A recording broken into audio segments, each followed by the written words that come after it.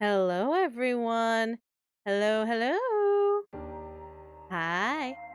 It's me, your teacher here. That's such a weird entry into this whole lecture thing. Everyone's probably expecting like this. Hello, everyone. Welcome to the lecture of Voice Acting 101. But it's me, your girl, your boy, your Demi here. How's it going, everybody?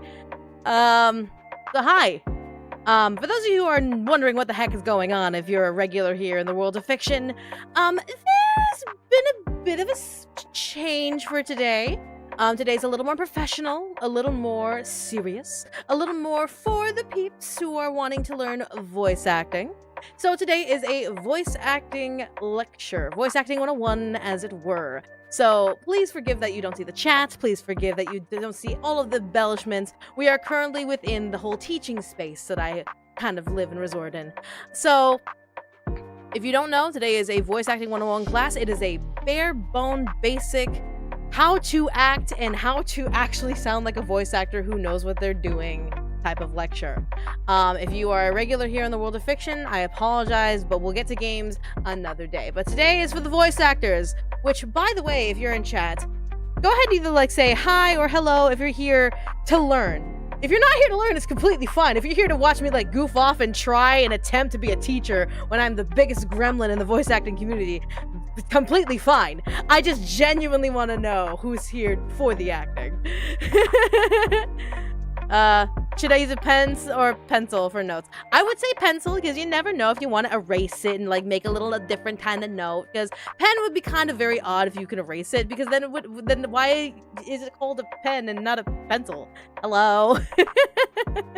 Person here for lesson. Wonderful. Good, good, good. I'm glad people are here for the lessons. You're here to do both. Fantastic. 100%. See, here for both. Absolutely, I'm very, very glad.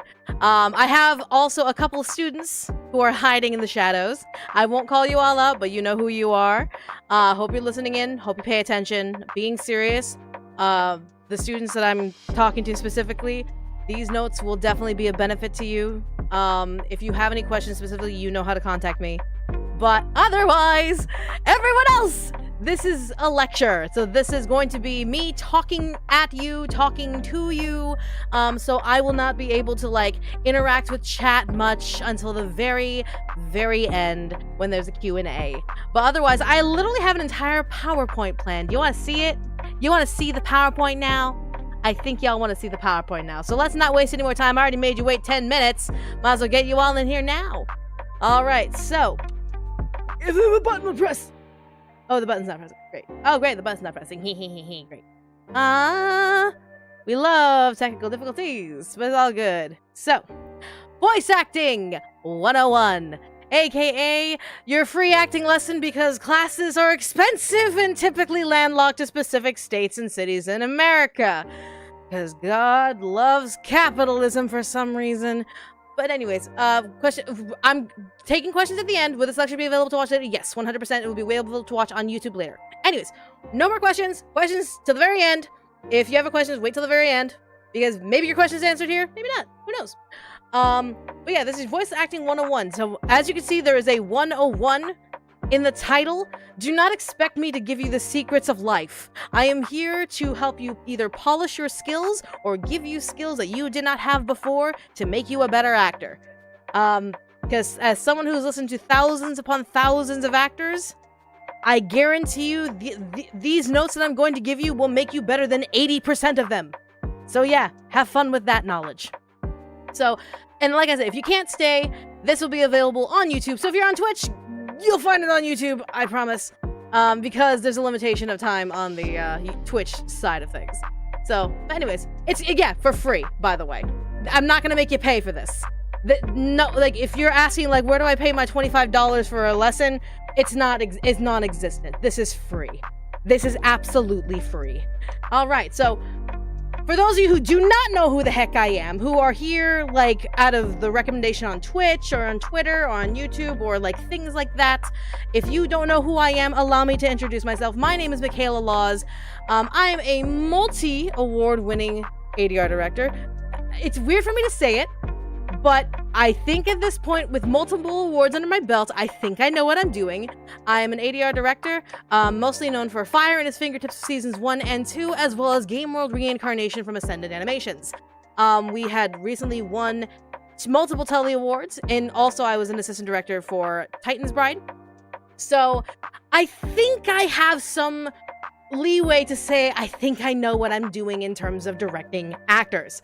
I'm also myself an actively working voice actor. I'm not retired. I'm not put to the wayside. I actively work in the field. You may recognize me as Lynetta from Sucker for Love, or you may recognize me as Sylvana from Aphmau, Catface, My Street, which big announcement happened of My Street Season 7. It's great. It's fantastic. Also, forgive me, I have liquids to keep hydrated so that way I can continue talking to you. Also, if I take a break and you hear a glug glug, I'm glug glugging on hydration so I don't die. All right. But there's that. I'm also a writer for ASMR and video games. You may recognize me from Seduce Me the Otome, which is available on Steam, itch.io, Mac, Linux, PlayStation, Nintendo, Xbox, all of that lovely, yummy stuff. As well as I'm a current writer for Project Melody, A Nut Between Worlds. It is an NSFW project, and I'm writing the dating aspects of the game. So, yeah. And just like a lot of you, I'm just a fiction consumer. I am a streamer and obviously a VTuber.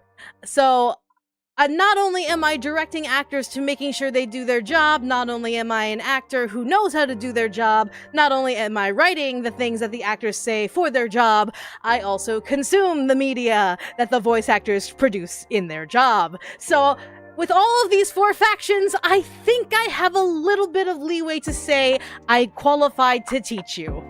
So, why am I doing this? I'm sure some people may ask, why on earth would I do a free voice acting lecture for all of you? The answer is quite simple. I like seeing new talents in cool projects. I grew up when the voice acting pool was very slim, very small. You had only a few names to be able to be recognized. But guess what? The internet's exploded, and now there's tons of remote work, there's tons of remote projects, there's tons of brilliant opportunities for voice actors to be able to get into the field, and I love seeing new names that I do not know on rosters. I love seeing, like, ooh, I don't know who that is, and then researching them and be like, ooh, they're a cool person, I hope they do more stuff.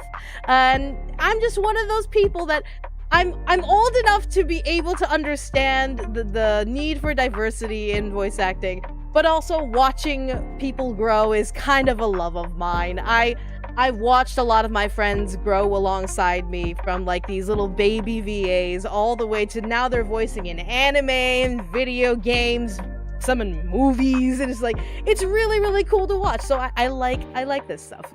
So yeah. But before we actually get started in terms of drilling into your heads what you need to know for voice acting, allow me to temper your expectations. I have to temper them because some of you may be walking in with ideas of what I might be teaching you. So let me tell you, I am not here to, one, tell you how to get auditions. There's multiple ways to tell you how to get auditions. You make connections with directors, you find casting calls online, etc., etc. You prove yourself, you get cast, you bada bing, bada boom. It's very easy. You just gotta put your feet to the floor and walk and do it. I'm not here to teach you how to do anime ADR. Yes, I have experience in anime ADR, both as an actor and a director. This is not the time where I'm going to teach you how to time yourself with the beats, how to look the director in the eye, how to make sure that you know what you're saying, how to lip sync your words, etc., etc. And plus, anime is not the only acting work you can do. If you limit yourself to anime ADR, I'm going to tell you this right now, you're shooting yourself in the foot. Because one, anime does not pay well, and two, there are so many other facets that your beautiful talents could possibly be used for, such as narrations, commercials, telephone booths, like, things like that. There's so many things. And I'm not here to remind you of manners in the booth. So if you get cast in a thing and they tell you to go into the studio, I'm not here to be the reminder to be a normal human being and not touch the microphone, not be an asshole to your director or your engineer, not make sure you bring water. And it's like, common sense, folks. Common sense. I don't have to teach you that. And I'm not here to preach about the tech of VA work. While I myself have done my research on booths and mics and preamps and mixers and all of that stuff, which would be beneficial for voice acting in any regard, I myself am not an engineer who have a better ear and a better understanding of tech than I will ever have in my lifetime. I am an actor and a director, and my job is to make sure that you know what needs to come out of your mouth and into a mic, and pray to God that it works with the project that needs to be done. So, that out of the way. If you are here for those 4 things, I guarantee you're not going to find it, but here's what I will teach you. Here is what today is all about. Today is all about helping you understand voice acting. Now, I'm sure you're maybe thinking, I know voice acting. It's where you do the voice in the microphone and you do the thing with the characters. I guarantee you're wrong. I guarantee you don't know all about voice acting the way you think you do. I'm also here to teach you how to act. Acting is more than reading a script and praying that a casting director casts you.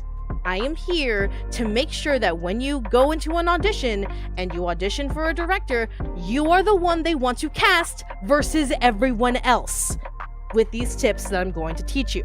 And I may or may not teach you how to audition better, because I have sat in multiple audition rooms, I've sat in multiple audition calls, and I've heard thousands of auditions, and I unfortunately and embarrassingly can say there are some auditions that make the directors and listeners and auditioneers laugh in a bad way, and I pray it'll never happen again. So you being here helps me with that goal of never having an actor be laughed at in auditions ever again.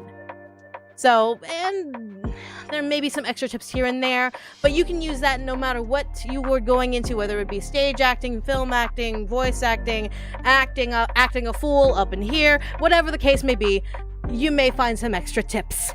So, I'm sure there are some voice actors, though, that may look at this and be like, well, I already know this stuff. It's boring. Why do I have to hear all this? It's 101. This is for babies. I'm an A-list VA with an agent in California and New York, and I can get all of these auditions and blah, blah, blah. Don't care. Give me a... Shh. Shut, child. God loves you. God understands you. No. Let others learn. So, if you're here, not understanding why you need to be here, you need to respect the basics. You are not perfect. Do not pretend to be. No one is perfect. No one is going to be perfect. Everyone has to refresh their basic skills. If you get so comfortable in your position, then all of a sudden someone's going to swipe your job away from you. I guarantee you. So please, humble yourself and know that sometimes polish of your basic skills need to be understood. There are tons of folks here who want to learn, so I pray to God there's no person that's just kind of like, wow, that's free acting lecture, blah, blah, blah, blah, blah. Shut up. It's for them, not for you. And it's a free lecture. Why are you complaining? Why are you complaining? It's a free lecture in this economy. Come on. But anyways, that is my one warning to anyone who's just kind of like, I've already learned all of this stuff. Shut up. Learn, polish, educate yourself, be better. Moving on. So, learning how to voice act. Obviously, we're all here for that. It's very, very, easy once you actually get the hang of what actually is voice acting and what you actually have to understand. So what does learning how to voice act mean? It could be just like learning how to act, learning how to talk into a mic, learning how to make character, learning how to read the script, things of that nature. So let's first go over something that's very, very important in terms of voice acting versus voice over, because there's a lot of confusion with new people when it comes to what is the difference, or if there is a difference at all.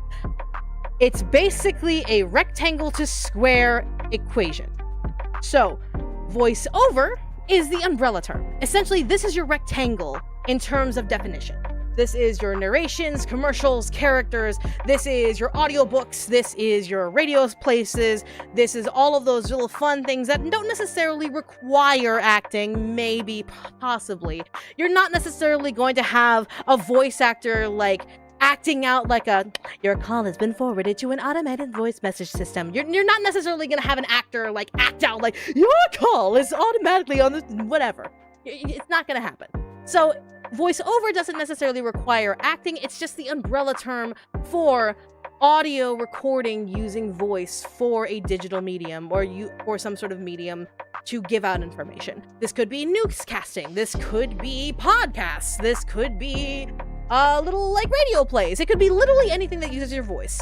And yeah, voice acting, however, is the specific range of characters, performative arts, fictional truths that requires acting to be believed.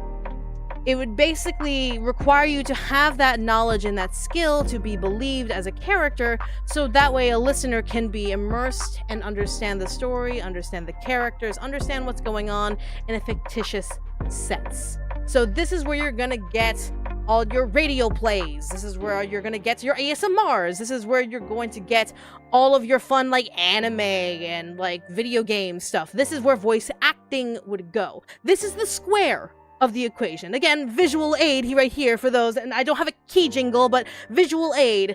Voiceover is the rectangle, voice acting is the square. They are legitimately the same thing. One's just more generic and encompasses a lot more things, while voice acting encompasses a more specific range of things. So keep that in mind. So with voiceover and voice acting, only your voice matters. It doesn't matter how physical you are, if you are using your arms and waggling them all over the place, if you're like swaying your hips, if you're doing like a dancey piece, it doesn't really matter. It's all about your voice. It's all about what comes out of the mouth and out of the throat. And blessed be, there's diversity behind the mic. We've had fantastic actors do a whole range of things, from different like lifestyles to being aliens, monsters. There's no limitation that you would see in maybe some like movies and things like that. There's a lot more freedom and flexibility when it comes to acting with your voice. Now, it's also an open medium. If you want to be a voice actor, you can literally start now. You can make your own things. You can start your own ASMR channel. You can do audiobooks, indie projects. You can speak into a microphone and talk about how your day is, and you can just publish that. Ta-da! You're technically voicing over things. So it's an open medium, and it's open literally for everyone, thanks to the blessed be of the internet. So there you go. And if you have some sort of physical nonverbal disability, then you are not barred from acting as you would like in a more physical job, like stage or movies or whatever in film. You will have the chance to make it a remote job, because all you would need to do is do research on the tech side of things, have skills to be able to produce quality work, audition in, and get your foot in the door. And truly, it's just as easy as that, but a lot of people don't necessarily see how easy it is. They just see like, oh god, big stars in their eyes, lots of things to do. It's that easy, I guarantee it. You just need to do the work. So, with you doing voiceover, what do you call yourself? Well, obviously you can call yourself a voice actor, even though acting is its own separate thing. You can call yourself a voiceover actor. A lot of people nowadays are also doing voice talent, because voice talent doesn't necessarily mean that you're an actor.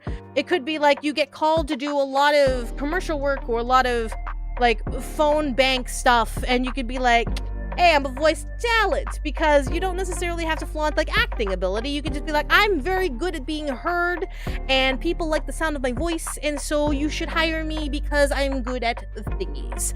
And then like voiceover artist is another one, voice artist, etc., etc. So yeah, and if you have any questions, again, at the end of the lecture.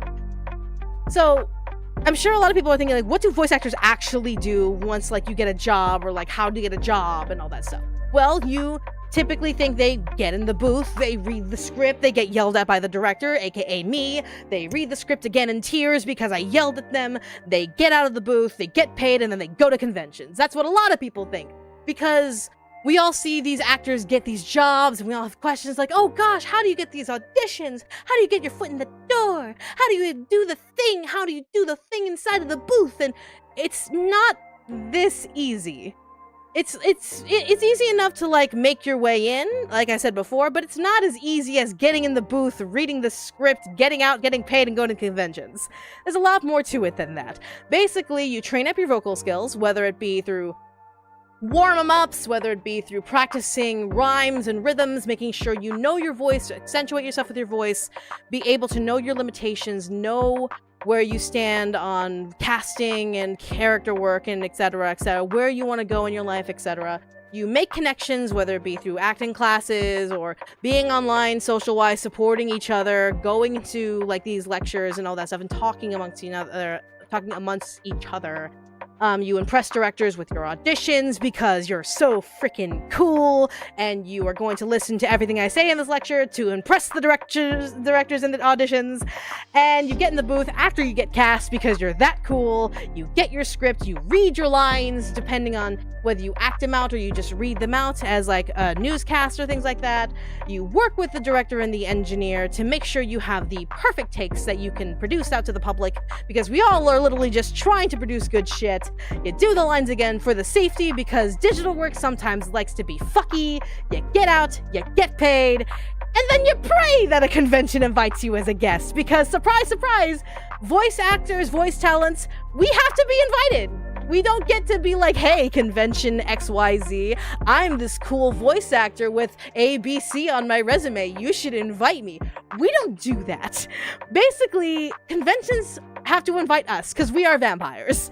So whether they invite us or agencies, we have to pray that we get invited. That's how that works. So, voice acting, now that we've gotten that out of the way, let's focus on this word.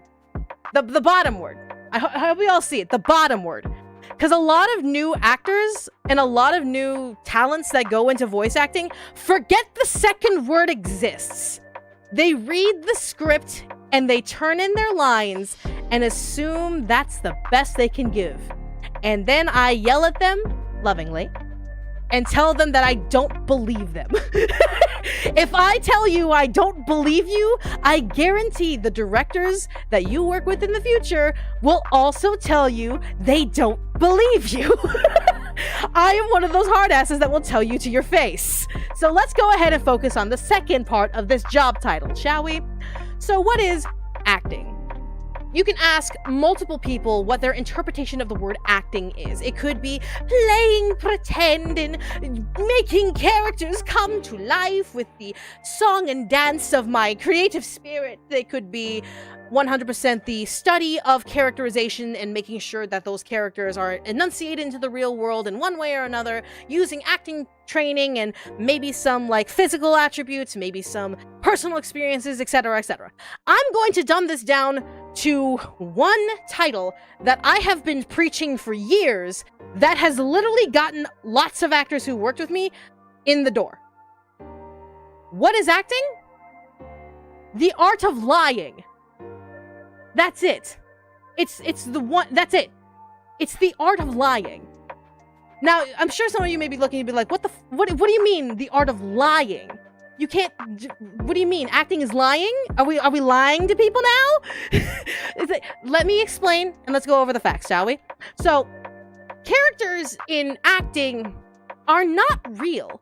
I hate to break it to some of you who may or may not believe me, but characters that live in the world of fiction, that are fictional people, are not real.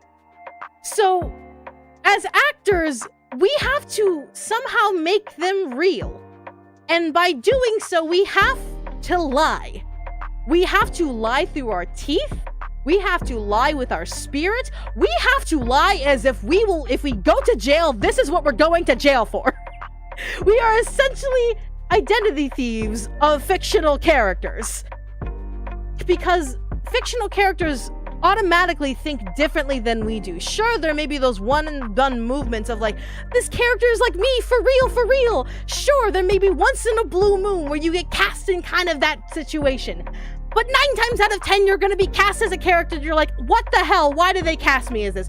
Why did they cast me as a mother? I have not born children, and yet here I am, the mother of a very prolific YouTuber. Hold the one. Hold. Why am I cast as a mother? Or why am I cast as an eldritch being? I do not live at the bottom of really. I do not come from the cosmic stars, and yet here we are.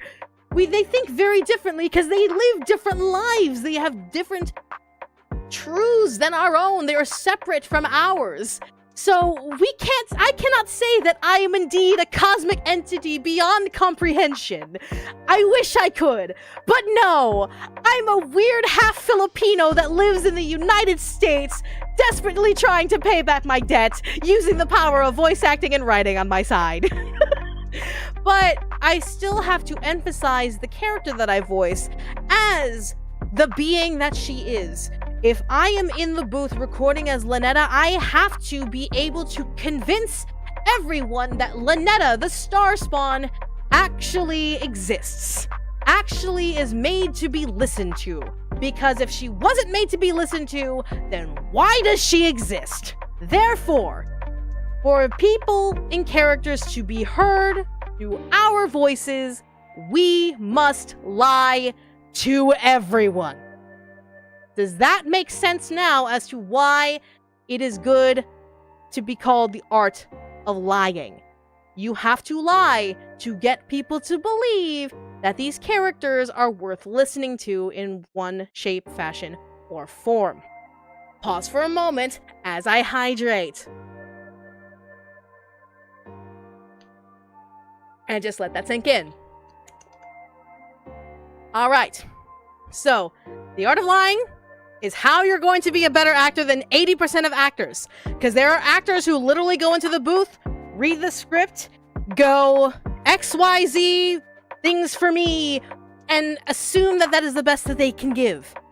But if you lie, and if you make sure that the director knows that the character should be spoken from your voice using the art of lying, you'll be much better off. So, remember, we are not the characters we play. We don't necessarily have to agree with the characters we play. Anyone who gets cast as like a murderer, a pervert, someone morally dubious, etc., etc.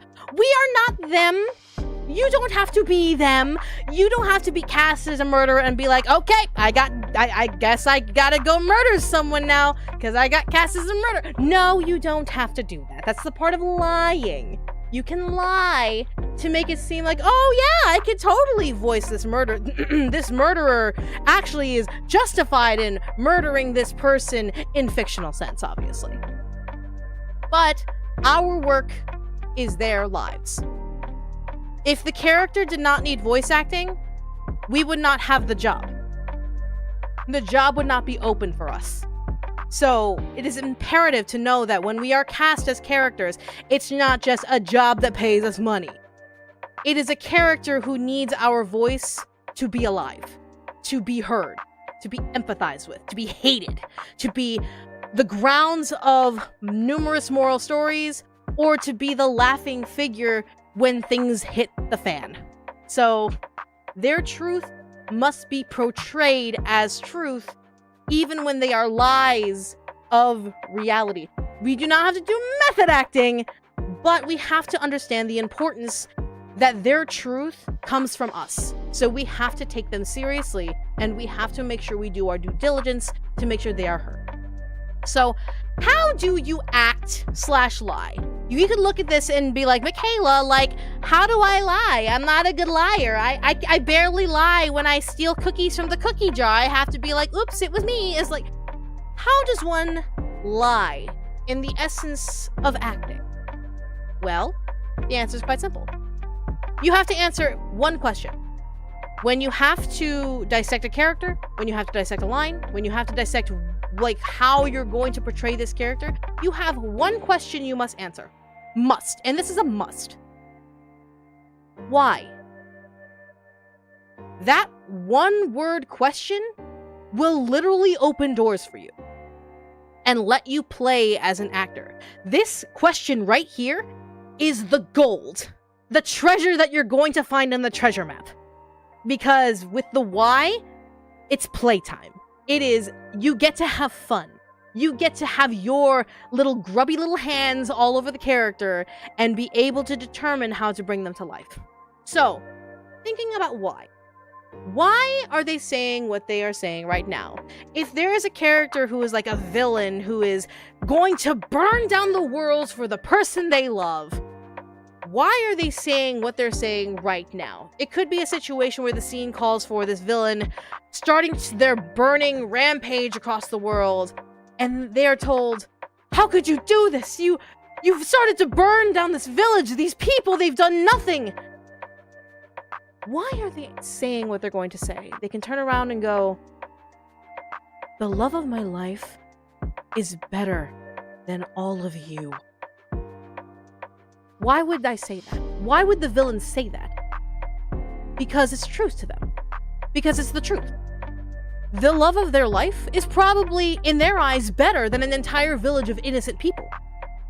Because those innocent people maybe didn't help the one they loved. Maybe they were in the way of the goal of the one they loved. It's some sort of hidden understanding of they have to say something, so why are they saying it? Then why this line? Why is the line, the love of my life is better than all of you? Why this one? It could just be because I fucking said so. It could just be, I like arson. It could be, I just felt like burning a town today. No, why this line? Why is this the line you are given? So you have to figure out, what's the connection here? So for this character, this villain, to say, the love of my life is better than all of you, there's a pompousness to it. There is a pride in it, knowing that the one they love is much better than the ants in front of them that are burning with the village. There's a little bit of, like, a smile behind it. And it's not just written out of nowhere. It is something that the character must say aloud and must back it up. Now, why are they trying to achieve their goal? It could be why you can actually think of why they're burning down the village and why the line is what it is. It's because it's the truth. Again, they're trying to achieve it to build something for the love of their life, whether it be burning down the town that tortured the one they love, whether it be the village is in the way, so it's some sort of sadistic, like, arsonist gift or things like that. Why are they trying to achieve it? And why are they the way they are? Because there are multiple ways exactly for this character to prove their love for the one they love. They could be like, I could buy you roses. I could buy you a ring. I could put a ring on it. So, like, I could, like, buy an amusement park. I could buy Disneyland. Like, why? Why are they deciding to do what they do? Well, the villain could be a tortured spirit, and they see a kindred spirit inside the one they love, and so the only way they see a true act of love and affection is by going to this extreme. So, having all of these questions answered, you can meld the line in response to being, the love of my life is better than any of you. Does that make sense?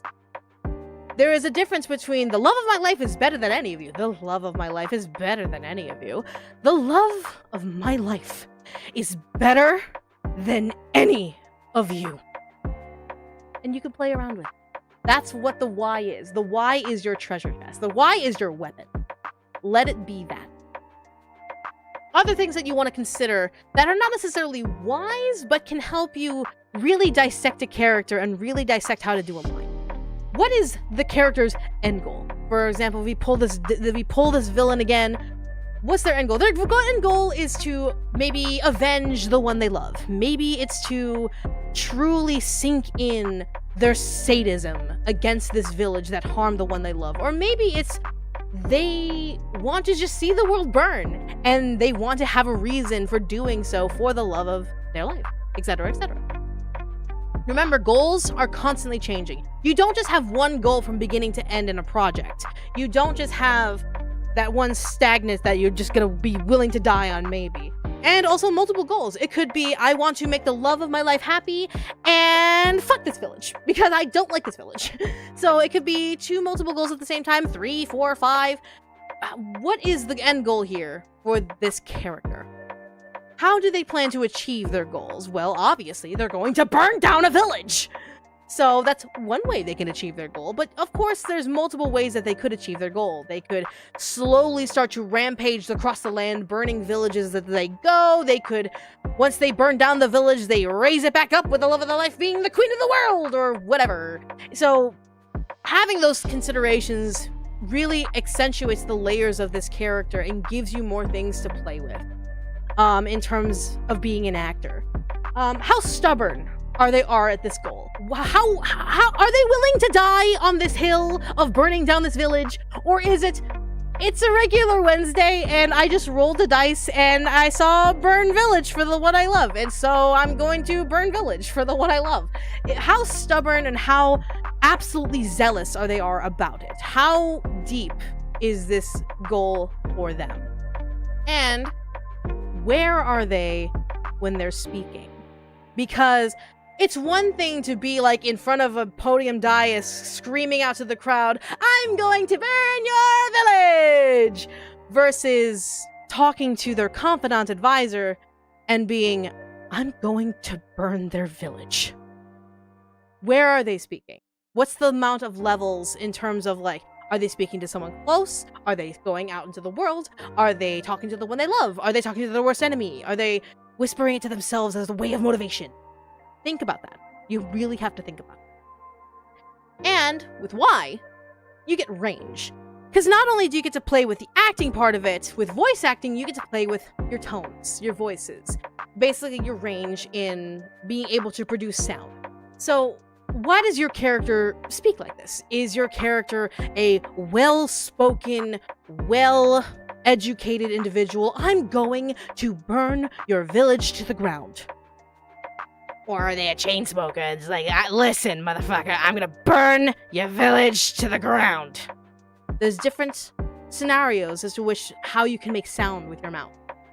And that's why it's important to know your voice and to know your mouth and to know your limitations. So, do they have some sort of medical condition? Were they burned as a child and that's part of their voice is charred and unable to be used? There's a squeakiness behind it. Or maybe there's mental trauma where they're trying to push past this mental block of they're not sure if they really want to, but I'm going to burn your village to the ground. Or maybe there's an emotional overflow. This is catharsis for them. Maybe it's they've seen the love of their life in pain for so long that this is finally the release that they can give for the one they love. I am going to burn your village to the ground. There's many ways you can play with it, not just with emotion, but also the textures and tones that you can bring in your voice. Why do you speak from all the way up in your head voice, "I'm going to burn your village to the ground"? Their chest voice, "I'm going to burn your village to the ground." Maybe down in your stomach where it's nice and nauseous and you feel that twinge of guilt of how many innocent lives you might take, but "I'm going to burn your village to the ground." There's many different tonalities that you can use. Explore them. Do not be afraid of it. Directors love it when you are able to experiment and when you're able to learn your voice and learn how to play. We love when actors are able to play. And then why certain words? If they're educated, they'll have a little bit of a different timbre than someone who's a little less educated. Think about that. All of these ranges is something that you can play with and will help you in the art of lying. So let's take this line, for example. This line right here. Very easy line. I'm sure all of you could say it. Maybe not like some of you. Maybe some of you don't like cats, but you know, acting, lie. The line is, "I like black cats." So I could say it as myself. I like black cats. That's fairly easy enough. That's fairly believable. But let's just say it's like this old cat lady who spent years breeding and feeding the feral cats down by the street, and the player goes up to them and goes, why do you feed all these cats?" "Well, I like black cats." Because there's a small softness behind it. There is a connection to these black cats that's like, there's a genuine, "I like black cats." There could be just this large overlord that has been raging upon village, and when he comes home, he just sits there and pets his kitten, Francesca. And of course, one of the guards would be like, "Oh, my lord, what is with this cat thing that you have?" "I like black cats." There's a seriousness and a threat. There's a threat that the one peaceful thing that they have, that this lord has, is so important that they will willing to kill to make sure it's safe. These lines, by themselves, are nothing. by themselves don't matter. Any person with a mic can read it, turn it in, and be like, well, job done. I read the line. I'm a voice actor now. But a better voice actor who knows the art of lying, who knows what to do, can look at this and go, okay, let's think about the context. Let's think about the genuineness of it. Why are they saying this? Okay, I like black cats. And there you go. Ta-da. It's that easy. I guarantee it's that easy. So there are wrong answers to dissecting lines. I just want to let you know. It's not just, oh, any answer is the correct answer. There are wrong answers to the why questions of these lines. It could be, well, the writer wrote the line. It's not like I asked the writer to write the line. Oh, the adapting script writer wrote it like this. I don't know. They're dumb because the writer wrote it. I have to read what the writer said. Well, that sounds like a cop-out answer to me. That sounds like you don't want to do the work. And as a director, I don't want to work with someone who doesn't want to do the work. So if you say this, prepare to never get cast again. It could be like, well, they're a stupid character. Like, I don't even want to play them. I don't even want to, like, do this character. This character and all this stuff is so dumb. And the fact that they cast me, then leave. Get out of the booth. Move aside. There are many other voice actors who will look at this character as a fucking blessing. And you sitting here bitching about a stupid character is just making me make sure you are on my blacklist much harder. So, yeah, don't insult the characters that you get cast for. Because why not? I mean, like, they could say whatever they want. They're just characters. They're not even real. Like, they're fictional characters. I'm just here to, like, say lines and get paid and then go to conventions because obviously I'm going to get invited to conventions and all this. There is no why not. If there is a why not, your character wouldn't fucking speak. If there is a why not, then you have no reason to be in the booth wasting my fucking time. And this is the worst one. Who cares? Who cares? The people who are going to listen to your voice are going to care. The people who are going to either love or hate your character are going to care. Me and the engineer who are looking at you like you have 3 heads right now, we fucking care. So you better start caring. Or else I'm not gonna care if you get recast immediately. So, there's that. Do you have to care about them? No. You don't have to actually give a shit about the characters in true honesty. Remember, they're not real. They do not have to reflect your life choices. They do not have to be your end-all be-all. You don't have to cosplay them. You don't have to eat their life choices. You don't have to, like, reflect them in any way, past and forward. At the end of the day, once you're done recording and once your voice is out there, you continuously go to look for work. You continuously go and try and be more part of the voice acting field with more roles, more auditions, more getting in the booth, etc., etc. You don't necessarily have to care. But also, yes, you have to fucking care. You are the character's voice. You cannot work towards their goal. They cannot work towards their goal without you to speak for them. You are there for a reason. If you don't want to be there, don't be there. Let someone else take your fucking job. Be there and understand the responsibility of your position. Understand that the writer wrote the lines for these characters to make a point.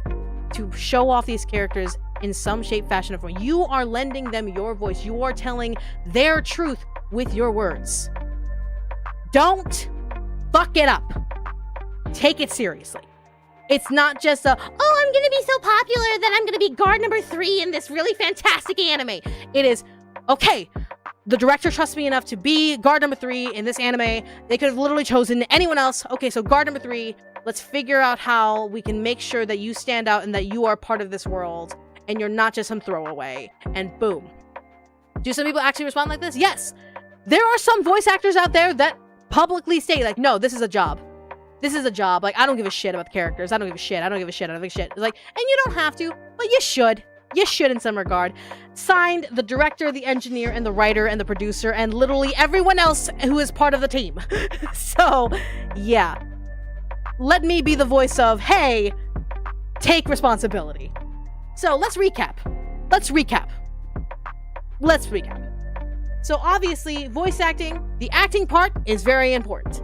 Because if it wasn't voice acting, well then acting wouldn't be required. If you're just recording for like a phone bank or like some sort of newscasting or whatever, if acting's involved, the acting's important. Acting equals lying. The characters must be believed. They aren't real, but we have to make them feel real, so we have to lie. Because obviously, if they're not real, they're obviously not going to be believed unless we help them be believable. So yeah. And answer why. By having the question why in the back of your mind, you'll be able to have multiple layers of reasoning with a character. You'll be able to understand why the character is saying what they're saying, why the writer wants the character to say what they need to say, and you'll be a much better actor. You'll be so much of a better actor. So let's go ahead and watch as I take a sippy sip of my hydration.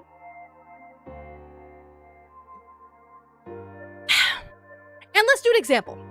Let's do a couple of examples, shall we? Because I'm sure there are people who are like, well, what about this? Well, what about this? Well, what about this? What about this? Hold on. Let's do some examples together. You and me.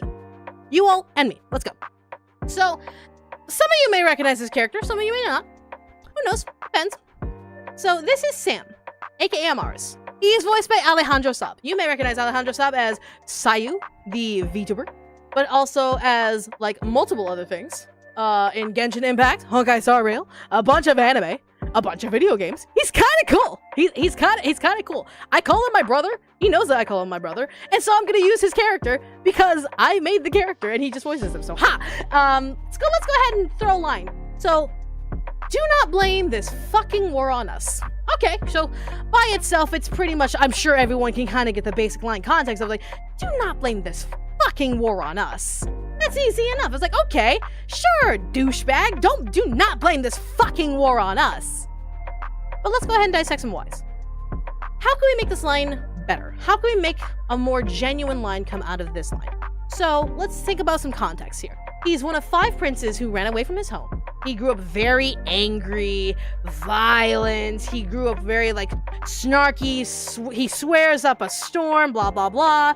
He gets blamed for an act of war in his house, which is kind of fucking rude. That's like, dude, like, I ran away from home. I have nothing to do with all of this stuff. He doesn't think he's at fault for this entire war. And plus, the guy that's telling them that he's at fault, like, I fucking hate his guts. I hate his pants. I hate his face. I hate his spear. I hate his stupid existence. So there's multiple reasons for why I would say this line the way I would. But mind you, he's also in front of the person he loves who makes him a better person. So there's multiple layers already with this line. And if you want, down the line, when you have the skill to be able to literally squish it all together and actually be able to make unique takes, you can easily dumb it down to he's standing his ground. And I don't have the voice clip on me because I didn't want to, like, grab people's voice clips and just slam them up on here. But essentially, you could just glean this as a very angry, offended, personal take. Do not blame this fucking war on us! And there you go. You have a take. You have a very unique take. One that's more than just, do not blame this fucking war on us. It's much more personal. It's much more genuine. It is much more you can understand his pain, his anger, his offense, his restraint, everything. And that is how you differentiate yourself from others. Let's try another one. So I'm sure some of you may recognize this one.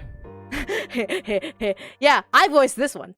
So I'm gonna pull Lynetta into this one. So this is Lynetta the Starspawn from the game Sucker for Love. So let's go ahead and just do one line wise. If you have no time to really think about it, if you really want to practice being able to just make one sentence why answers, let's go ahead and do that. So, shh, just let me hold you. Okay. So let's think about that. That's just very like, oh, shh, just let me hold you. Just let me hold you. Shh, shh, shh, shh. Just let me hold you. Context here, she's comforting her darling who is hurt. Her darling, half of his face is gone, bloodied, painful, and she is in shock at what she sees. And her darling is unable to speak, and so she just pulls him close, like, shh. Just let me hold you. It's okay. It's a very soft understanding of, it's okay. I know you're in pain, just shh. Just let me hold you. It's okay. And see, And there's that softness that already pulls a lot of emotions and a lot of whys. Why is she saying the line? Oh, there's a lot of pain here, so there's comfort, there's understanding. There is, okay, we're gonna calm down, we're gonna bring you right here to me, and I'm right here, I'm right in your ear, and shh, just let me hold it. All right, where did you get that book?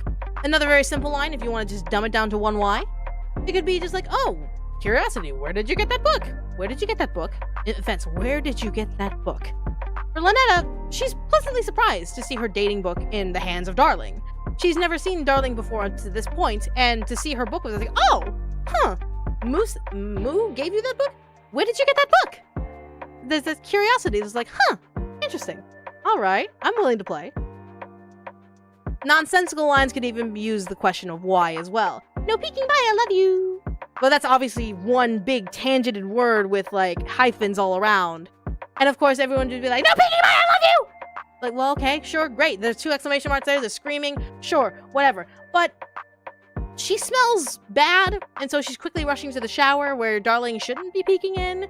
And of course, she doesn't want to leave Darling alone, but she has to go shower, and she's a little bit of panic right now, so she's like, no peeking, bye, I love you! Things like that. So, there is that level of, you may be screaming things, but you're still getting the point across that she's not just doing a throwaway line, it's just like, oh god, I'm so sorry, I smell like sea salt water, no peeking, bye, I love you! Things like that. And thank you for giving me a dream wonderful enough to remember. Now this one, anyone could say it, thank you for giving me a dream wonderful enough to remember. It's like, thank you Access Broadway for making me a star. It's very simple, anyone could just throw a good like graciousness behind it, but with Lynetta, she's grateful for this love, but she's in mourning. Because this line happens when she wakes up from the dream. When Darling finally stabs himself in the chest and ends the dream for it to be cycled and looped again later when Lynetta goes back to sleep. She wakes up, she's already in tears, she's already emotionally racked at the fact that she watched the love of her life stab himself in the chest. But there's this realization that she'll see him again. And that she can restart the dream again. Thank you for giving me a dream wonderful enough to remember. And there's a pain, but there's a graciousness.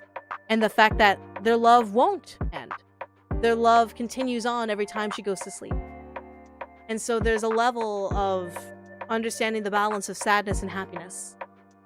And you can use the why to really force upon that balance and really rattle people and also really have fun with your skills.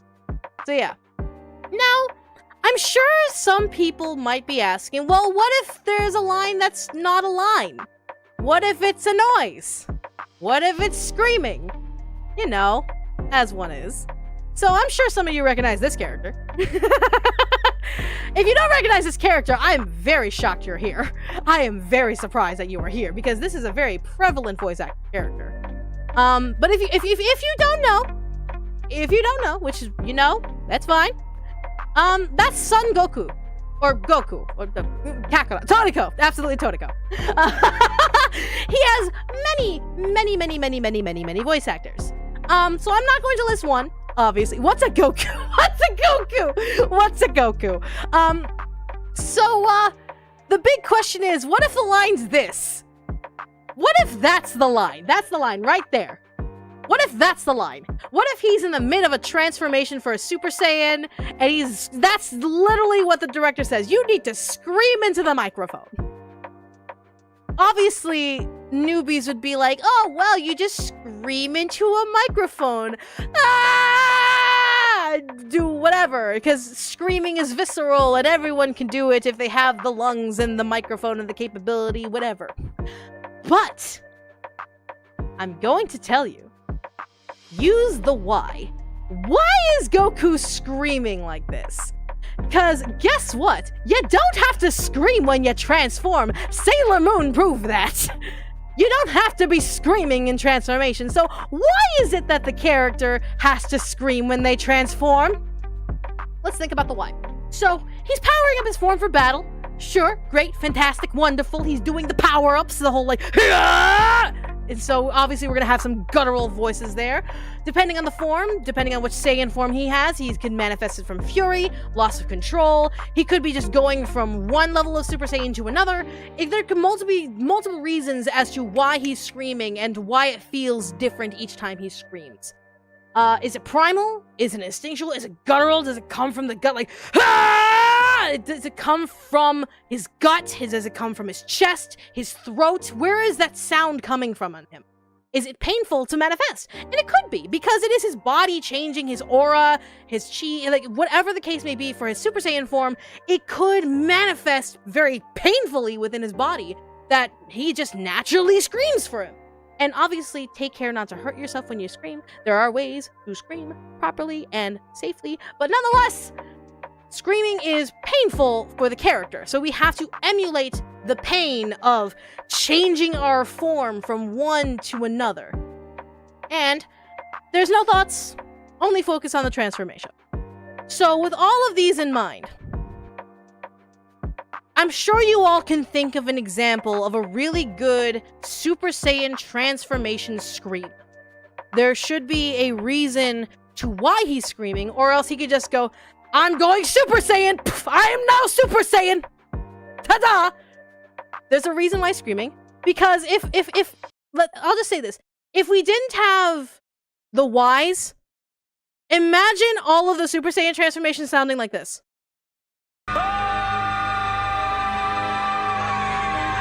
Imagine that for a moment. Just for like half a minute. The reason it don't sound like that when they transform, where like literally anyone who can scream can do that, guess what? Voice acting! The acting part! We have to act! We have to sound like we know what we're doing! And so the acting part gives us the reason why a lot of people find the screams of Super Saiyan transformations iconic. Why they find these transformations something that they want to try and emulate. Why they viscerally get down and they curl into each other going for that Kamehame! And that big scream at the very end, how it releases all of that energy. Just imagine, just for me, imagine, seriously, like, imagine that in your favorite Super Saiyan. Just think about that for a minute. And this is why acting is the important bit. So don't just imagine that the noises that come out of your mouth come out of nowhere. Even if it's just like a or figuring out where all these sounds, not just lines, come out of and why they're coming out makes you a better actor. I'm just saying. So, you've discovered the why. I'm sure all that dissection that we just did, fan-fucking-tastic. There you go. You now know the why. Now make me believe you. Remember that said, remember what I said at the beginning that I will sometimes tell people to make me believe them? Yeah, now's the time to make me believe you. So how do you make me believe you? You can have 3 avenues of how to make me believe you. 1, empathy. If you understand their why, then you can emulate that reasoning.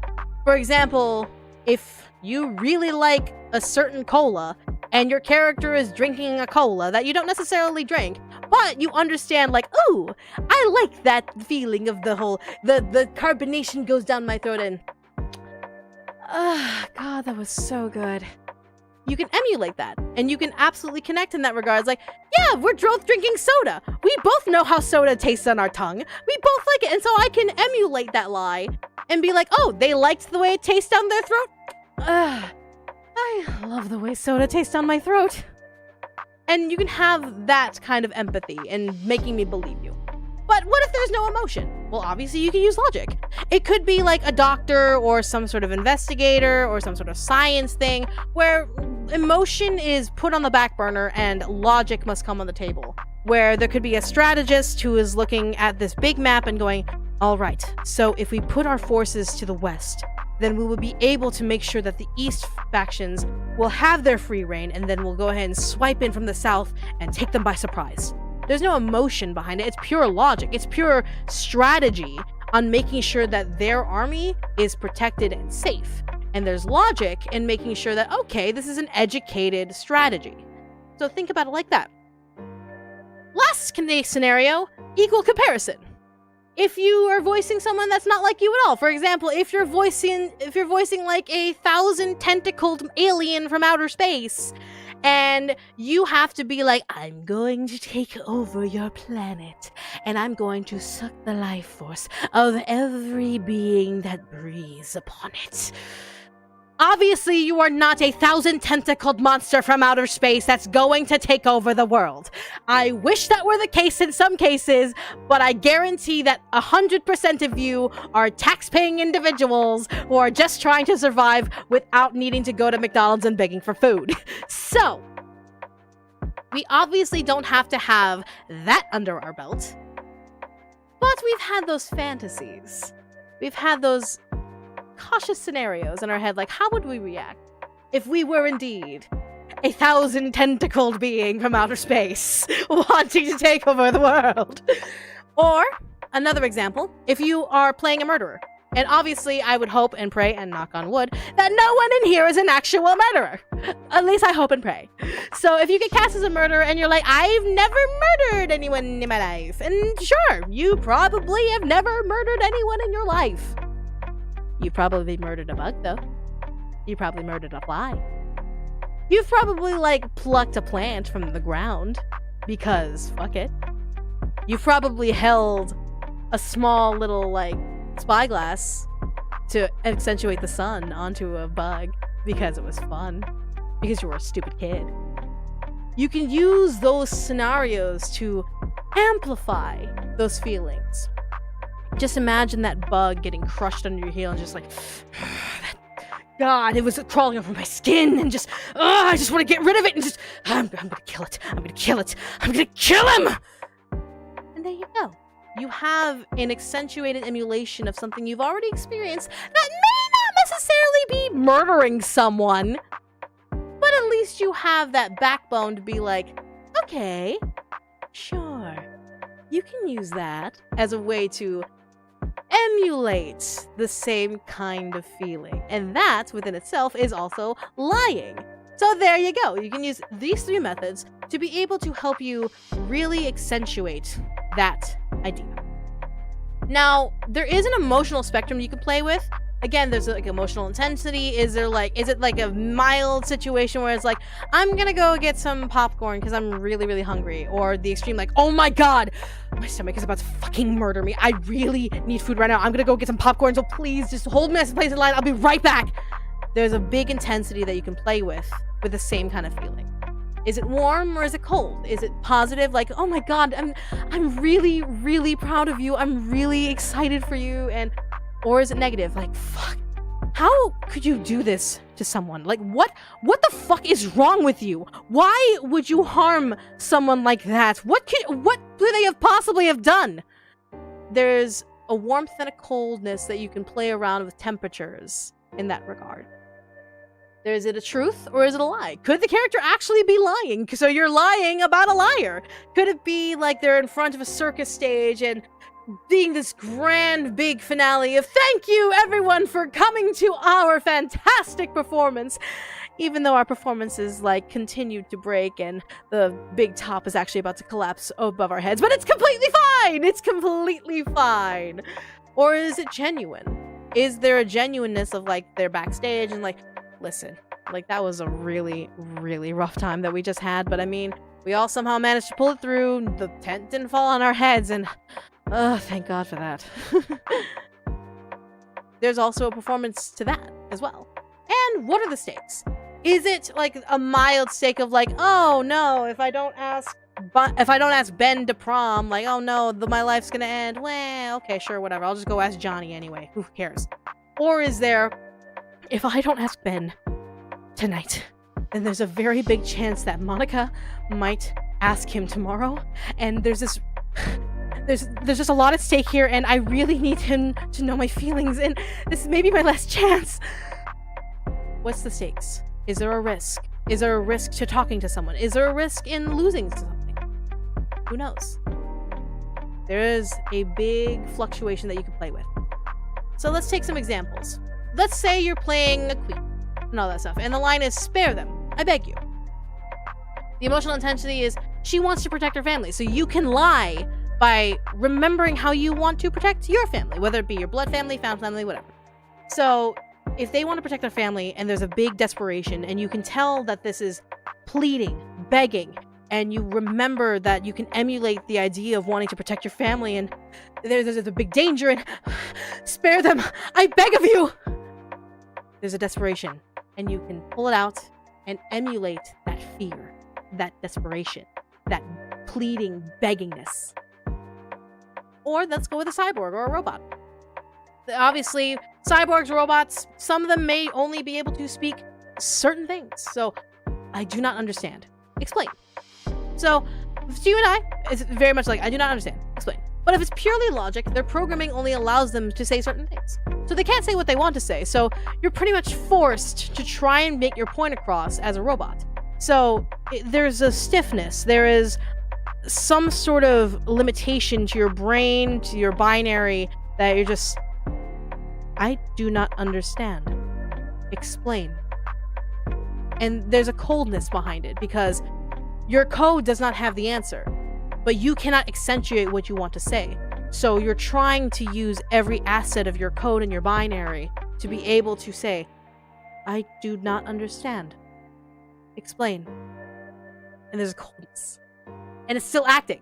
It's not just reading a line, it's still acting. Let's go ahead and throw a mob boss in there. I'm sure no one in here is a mob boss, right? No one's in here that is a mob boss, right? Right? That's what I thought. So, I said, are we clear, Rookie? Well, Worky, are you a mob boss? That's what I thought. So, the line is, are we clear, Rookie?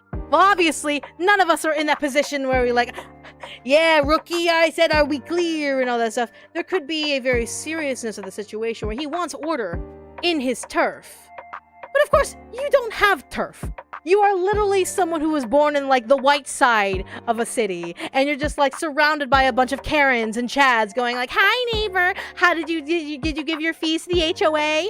You're not anyone who has turf. But you want order in your life, and you know the feeling of having a coworker who's just causing shit and causing issues, and you swear to God, in your mind's eye, you just want to grab them by the collar and listen.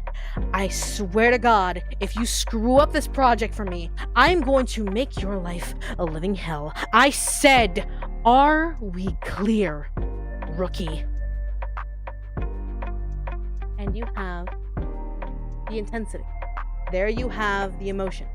There you have something to pull across as an equal understanding of the situation that you can pull and scare them and really get into their skin and really accentuate that if they fuck this up, you will make their life absolutely miserable. So yeah. And there you go. So, if you are worried down the line, don't be. Again, you are not your character. Just because you angrily go into a microphone and go, I'm gonna shove my foot so far up your ass. You're not actually gonna shove your foot up someone's ass. That would be kind of disgusting and gross, and then you're gonna have to go to the doctor to make sure that no fecal matter gets under your toenails. But remember that empathy does not equal approval. Just because a character does something doesn't mean you have to approve of it. You are not a villainess when you're voicing a villainess. You are not the big bad that completely burns the world. You are not some criminal that does dubious things and all that stuff. You are not the big princess and all that stuff. You are yourself. And empathy does not equal the approval of their actions. Emotions are tricky. Emotions are insanely tricky. You need to know how to regulate yours. Because obviously you don't want to be like screaming into a microphone so hard that you ruin your voice. You don't want to be so overwhelmed by your emotions you can't continue recording.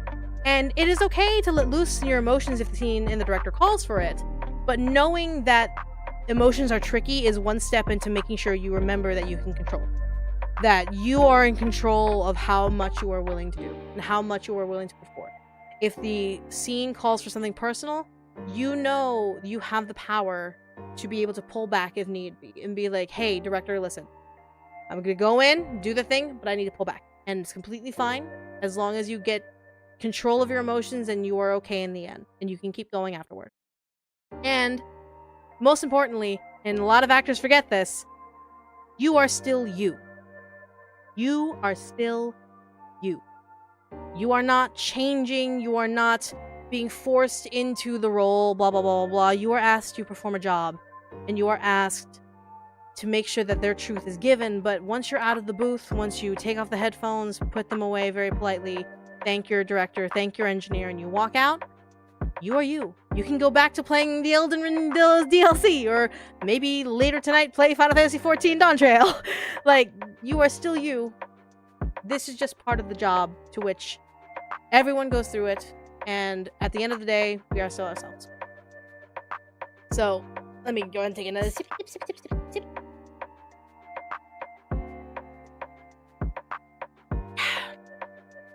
So, a great option to practice all of this if you really need like help in trying to determine how to dissect characters, how to be able to perform those whys, how to be able to properly give those performances, is one not a lot of people say anymore, and I don't know why, but this is really the best option for practice for people. And a lot of actors who are professionals and even celebrities now go to this. Shakespeare is actually a really great practice. You know, the thing that you, like the book that you picked up in English class and you never read again? Yeah, that thing, that actually helps you in acting. I'm just saying. Why Shakespeare? It's a tricky language.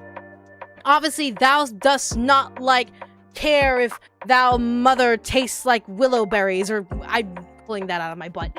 But it's a tricky language, so first you have to understand what the characters are saying. Remember those spark notes like on the side of the Shakespeare thing? It'd be like, Romeo, Romeo, wherefore art thou, Romeo? What the fuck does that mean? Oh! Yo, Romeo, where are you? Deny thy father and refuse thy name. Oh! Shit! She's actually saying, dude, I can't believe you're a Montague. That kind of sucks, bro. Oh, okay.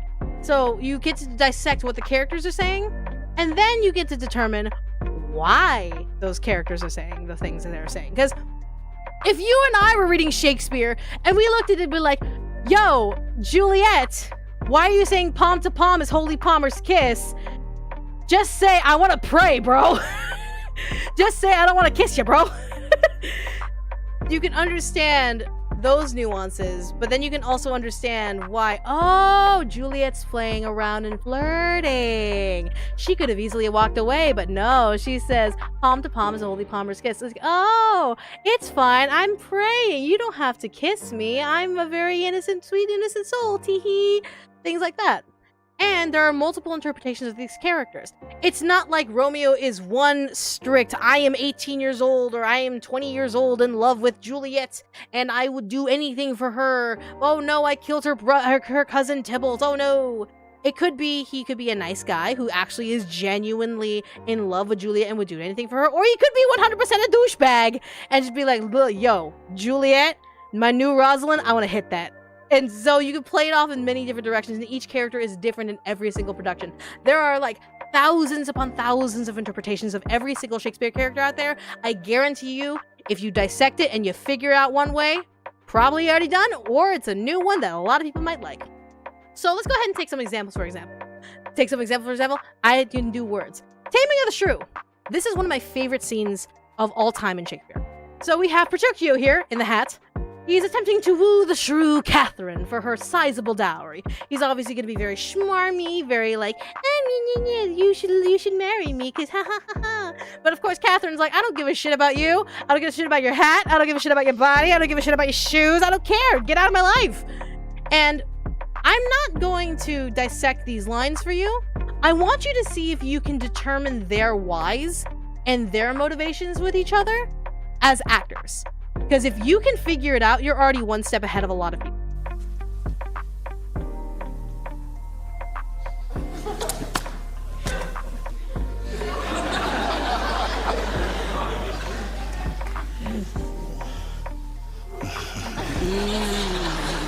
Hearing thy mildness praised in every town, thy virtue spoke of, and thy beauty sounded, yet not so deep. As to thee belongs, myself am moved to woo thee for my wife. Moved In good time. Let him that moved you hither remove you hence. I knew you at the first were unmovable. Why, what's immovable? A joint stool. Thou hast hit it. Come, sit on me. Asses are made to bear, and so are you. Women are made to bear, and so are you. No such jade as you, if me be. Alas, good Kate, I will not burden thee for knowing thee to be but young and light. Too light for such a swain as you to catch, and yet as heavy as my weight should be. Should buzz. Well taken, and like a buzzard. Come, you wasp, if faith you are too angry. If I be waspish, best beware my sting. My remedy then is to pluck it out. Aye, if the fool could find it where it lies. He knows not where a wasp doth wear his sting in his tail. In his tongue. Whose tongue? Yours, if you talk of tails, and so farewell. What, with my tongue in your tail? Nay. Come again, good Kate. I am a gentleman. That I'll try.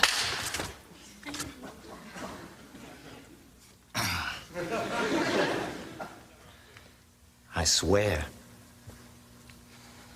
I cuff you if you strike again.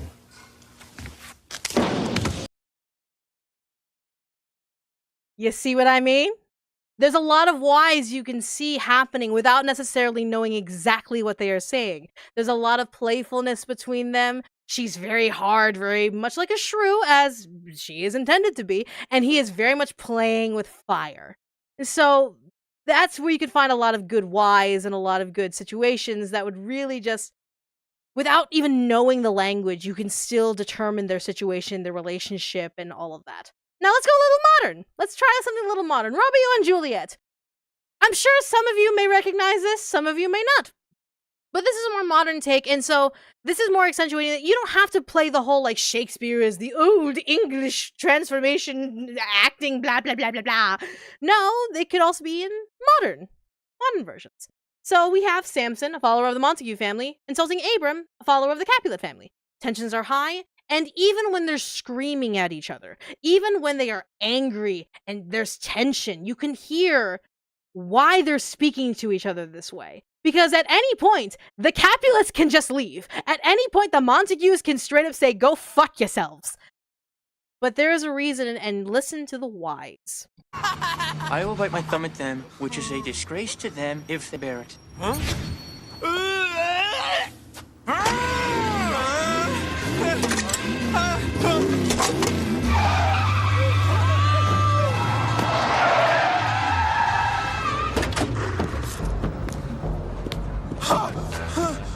Go forth, I will back thee! Do you bite your thumb at us, sir? I do bite my thumb, sir! Do you bite your thumb at us? Sir. Is the law of our side if I say aye? No! No, sir, I do not bite my thumb at you, sir, but I bite my thumb, sir! Do you quarrel, sir? Quarrel, son? No, son! But if you do, sir, and for you I serve as good a man as you! No better? Here comes our kinsman, say better! Yes, sir, better! You lie! Drive you me mad! You get it? There's a lot of things that you can do regardless of the language of your script, regardless if you understand or not, that you can really emphasize the whys. You can emphasize the issue. You can emphasize what's going on. So let's try something actually modern. Let's step away from Shakespeare for a bit. And let's have you all listen and dissect, truly, a script some of you may know. Do you recognize this? I'll read it for you in case you're lurking and all that stuff. What can I say to you? I remember how it felt to take that throne. All that it meant and all that it did not. A god of war. God of pain, of suffering, of destruction. The Norn said I chase redemption that I know I can never deserve. What does that make me? A god of fools. A god of hope when all else is lost. You lost everything and everyone. You became. There is no forgiving you. You chose. I chose. Some of you may recognize this. And I want you to sit there and recognize this script. I'm going to play the entirety of the scene. So there's more to this script than just what is here. But I want you all, instead of absolutely like drowning into this scene, instead of drowning in the brilliance of the performance, listen to the actor and understand why he is saying what he is saying. Because this is a very particular situation where he's not speaking to another person. He's not actually having a conversation with another person. He's having a conversation with himself. This is from God of War Ragnarok. Christopher Jackson. Kratos confronts himself, having pushed past the trials of his history. He stands at the edge of a choice, uncertain of where to fall, or if he should at all. Don't just listen to enjoy the performance. Think about it. Think about his words. Think about what he's saying, why he's saying it, why it's so hard for him to say certain things, why it's so hard for him to really sit there and confront himself. Think about it.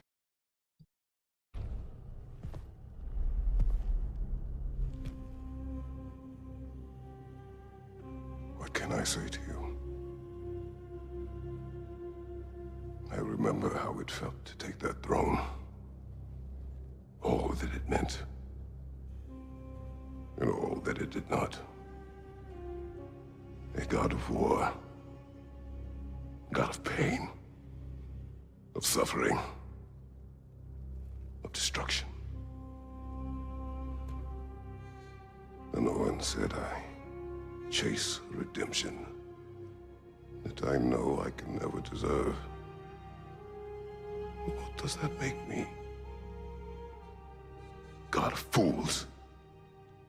A god of...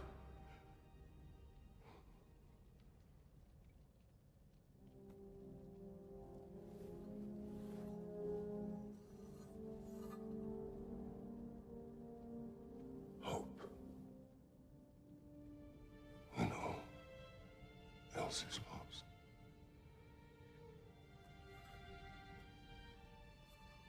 You lost everything. And everyone. You became...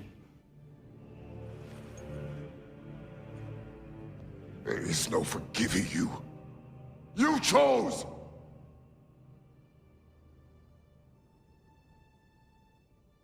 I chose.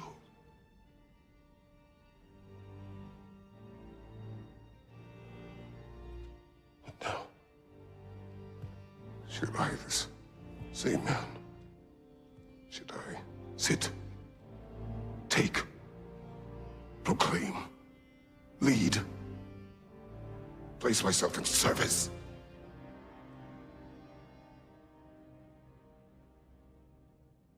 In service?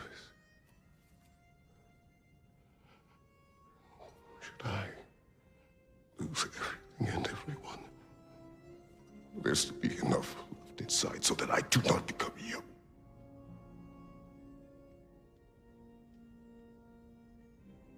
I do not know. But I have hope. You are cruel and arrogant and selfish. But you are more than that. You have always been more than what others saw. You are more than that.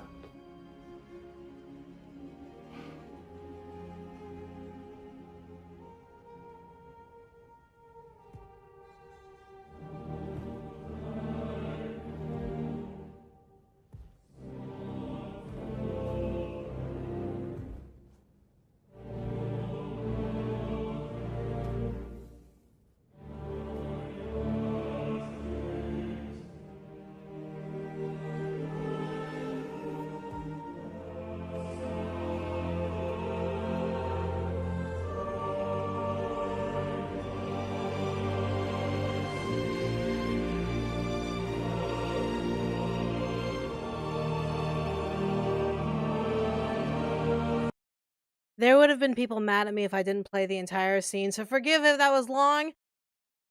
But I hope you kind of really tuned in and listened. He did not just read lines from a script, did the mocap and got the lines and did the job. He sat there, understood the weight that Kratos was bearing and understood that when confronting himself, it is the hardest thing he must do. It is scary, tough. It was absolutely soul-breaching. And that's why it was very clear that when you listen to this, listen to his whys. Why is he saying this stuff to himself? Is he trying to determine redemption? Is he trying to justify his actions? Is he trying to reminisce? You can clearly see the direction he was going. You can clearly see where he was going with all of this. And the natural takes that he took in facing himself is what made this performance memorable and brilliant, and why the actor got a bunch of awards for this. Just saying. It's not just read a line from a script and get the job done. It is understanding the character and lying for him to be heard, to be understood. So let's go ahead and review one last time before I make you all practice, because you thought this was just a lecture where I just yell at you? No, I'm gonna make you practice! So, well, I also bring out the vibe music. Voice acting. Acting's important. Obviously. Acting equals lying. Duh! Characters must be believed. They are not real, so we must make them feel real. We have to lie! And so, guess what? We're all liars! We have to answer why. There are many layers of reasoning of what characters may say, of what characters may do, so we have to make sure we answer those whys into why they are saying the lines. And we have to emulate the position, whether it be logical, emotional, emulation of comparison, etc., etc. So, it's time to practice. I'm gonna make you all do the homework, and I'm gonna trust you all in the trust system to do this homework.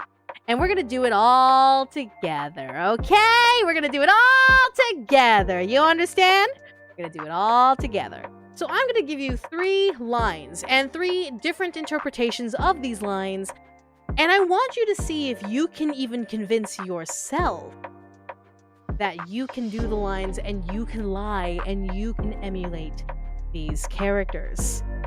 Now, again, if you are not in a position to be like, well, I don't want to do it, I'm just here because this is just a hobby and I'm just watching and learning and all that stuff. You don't have to. But it's more fun when you practice. Because remember, practice makes perfect. So, if you want, you can 100%, if down the line, you can come back to this recording and do the lecture again and record it and do a live and blah, blah, blah, blah, blah. You can record yourself and listen back to yourself. It's always good. This is just a way for you to really reintroduce yourself to your voice and see where you stand in terms of your acting. To see where you need to go and lean, whether not to be like, okay, I need to learn how to listen more. I need to learn how to accentuate this emotion more, or things like that. This is for you. This is not for me. You can post these up if you want. I don't have a hashtag or anything like that. This is not like a whole, like, I'm gonna make you guys hashtag voice acting challenge. No, it's not. No, I'm not doing that. But this is for you and your benefit. If you don't wish to do it, that's fine. But this is practice for you so that way you can reintroduce yourself to your voice and you can see where you need to improve. Can you believe yourself? Do you believe the lie that you are putting out there as an actor? There you go. So let's go ahead and get started, shall we? Here's a line. 3 words. I hate you. Okay. So let me give you some context. We'll do easy, medium, and hard. So here we go. The line is, I hate you. Context, you're messing around with your friends. Easy. We all got that, right? We look at our friends, we see them doing some stupid shit like, I hate you. I hate you. Oh, I hate you. Playful little punch, very easy. Very, very digestible. All of us have had that feeling, blah, blah, blah, blah, blah. It's all good. Give that a shot. Play around with it. Like, see if you actually believe yourselves. Like, oh, I hate you. All right, cool, great. Let's come back. How about a medium challenge? Just a little step up. You are the innocent protagonist of some sort of show or whatever, and you caught your partner cheating in public. A great offense, obviously. This is obviously a big gut punch. You are innocent. You've done everything you could to love and care for them, and you literally bought them flowers and bought them their favorite chocolates and maybe a necklace because it's almost Valentine's Day, and you see them over there and your heart is being torn in two. Your heart is unsure of where to go, and only one visceral, violent, angry phrase comes out of your mouth. I hate you! I hate you. Come from the stomach. Remember, this is all a visceral feeling. This is something that you can easily pull, as long as you understand the pain of heartbreak, the pain of seeing betrayal, the pain of being betrayed. And it's okay. You don't have to scream it. If you don't feel like screaming it, then you just see an exclamation point like, I hate you. Going up to them is like, I hate you. And there we go. All right, come on back. All right, let's do one more. Let's go hard. Let's do one more step up. One more difficulty up. I believe in you all. You got this. You are a child. Range, sure, whatever. And you suddenly hear about your parents' sudden divorce. The two parents who you love very, very deeply, who you love with all of your heart, who have taken care of you, who have spoiled you, given you your toys, given you hugs and love, uppies, all of these things, the things that make you happy, all of a sudden say that they're no longer going to. Saying that they're going to divorce and you're going to have to pick one to choose. And it hurts because you don't want to lose the other one. You don't want to lose one of your parents. I hate you! Remember, there's a different level of just being personal, being visceral, and understanding age. It's a different pain and anger from seeing a partner cheat in public to seeing your caretakers, who you thought loved you, no longer love each other. Alright. Does that make sense? Is that a thing? Let me throw you another line, and we'll go faster this time. Let's throw you another line. So let's go ahead and do I remember it like it was yesterday. A very cliche memory flashback line. This one, a lot of writers put like, I remember it like it was yesterday. So let's go ahead and do easy again. You're recalling a joyful memory. It's just something that makes you smile, makes you giddy. Like, oh, I remember it like it was yesterday. Oh, I remember it like it was yesterday. Oh, things like that.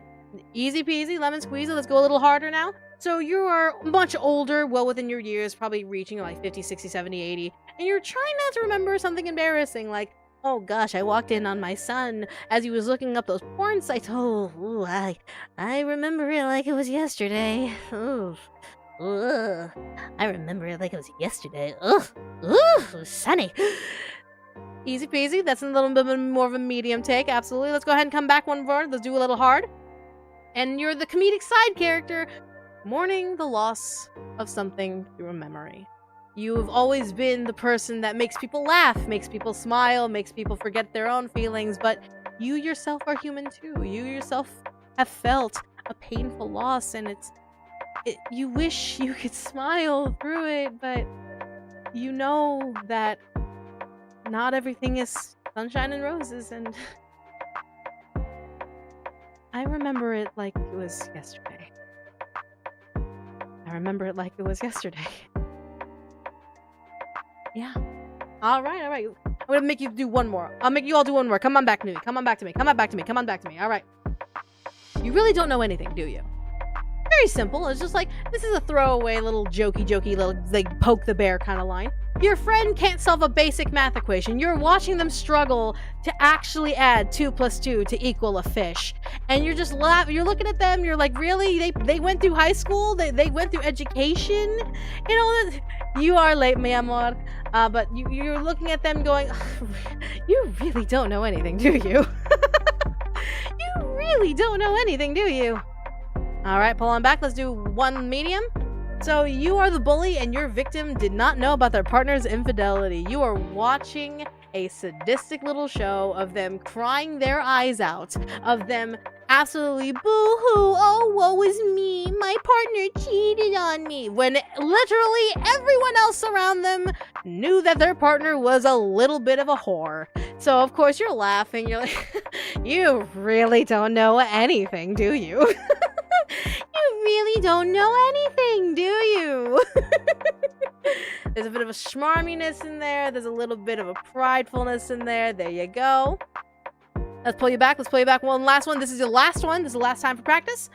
You are a royal advisor witnessing the ignorance of your lord, witnessing the ignorance of your king doing some stupid moves in their political rise to power, and you are fed up, you are frustrated, you tried your very best to advise him. You really don't know anything, do you?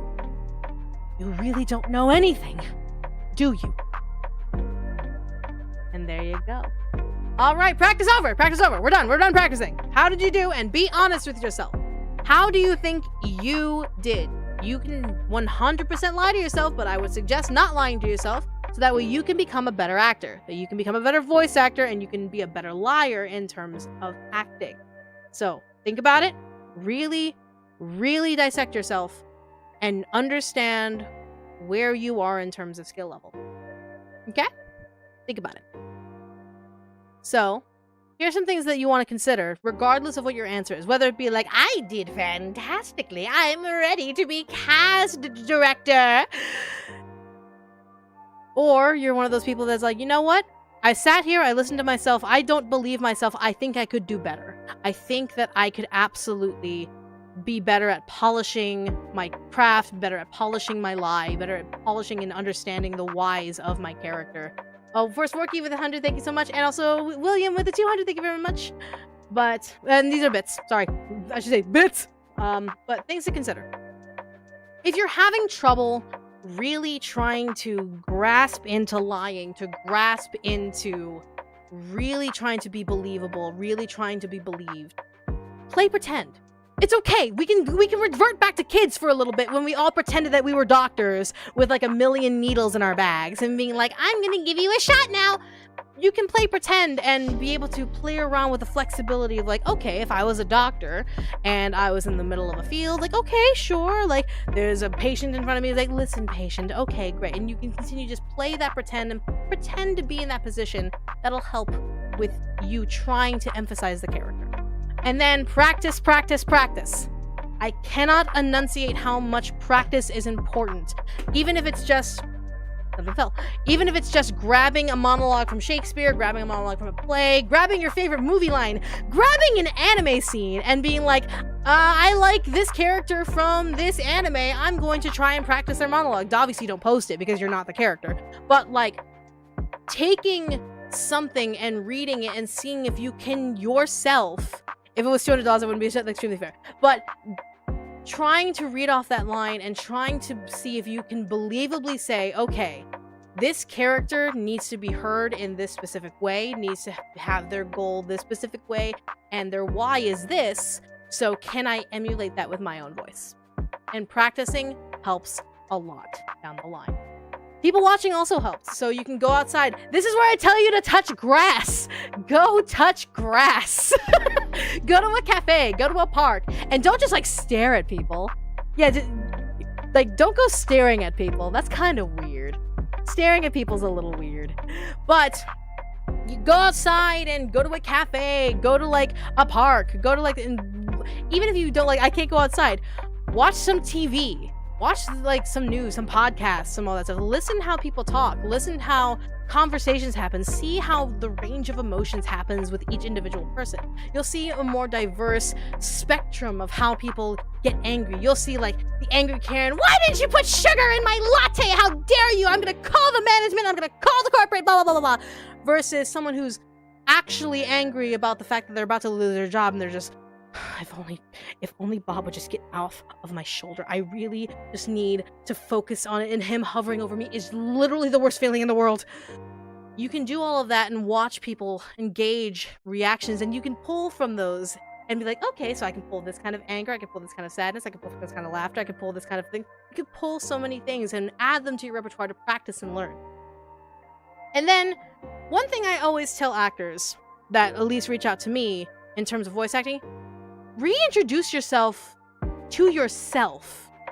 Sometimes we, as actors, forget to hear our own voices because we don't like hearing ourselves. And I say that that's a very dangerous thing. Yes, we may hate our voices down the line after hearing it so many times, but in order for us to be able to play with our voices properly and be able to have the range and the gambit of all these different emotions and characters that we can call upon, you have to reintroduce yourself to yourself.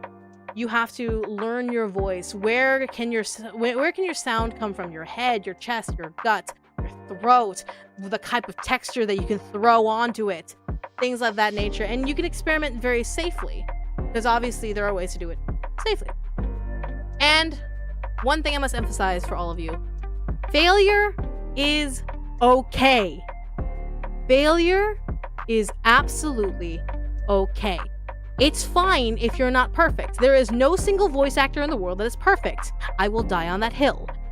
Failure is okay, because failing means you're learning. If you were not able to do voice acting at all, you wouldn't be able to do it at all. You wouldn't even be able to attempt. Failure means you have the ability to try, fail, learn, do it again, hopefully succeed. So think about that. If you failed, that means you still can learn to eventually succeed. Think about that. And as a director, I'm going to spill some secrets. So if you're also a director, hopefully you can agree with me. I'm just saying, as a director, I want to let you all know some secrets from my side of the screen when I watch and listen to actors on one side and I'm on the other side and listening to them. So allow me to kind of break the window a little bit. We would rather have you overact than underact. So if you're walking into the studio and you're just like, hi, my name is Joe Schmo and I would like to audition for the role of Gojo from Jujutsu Kaisen, and you come with me with this like, are you crying? Okay, am I supposed to care? But if you walk in with that kind of confidence, like, are you crying?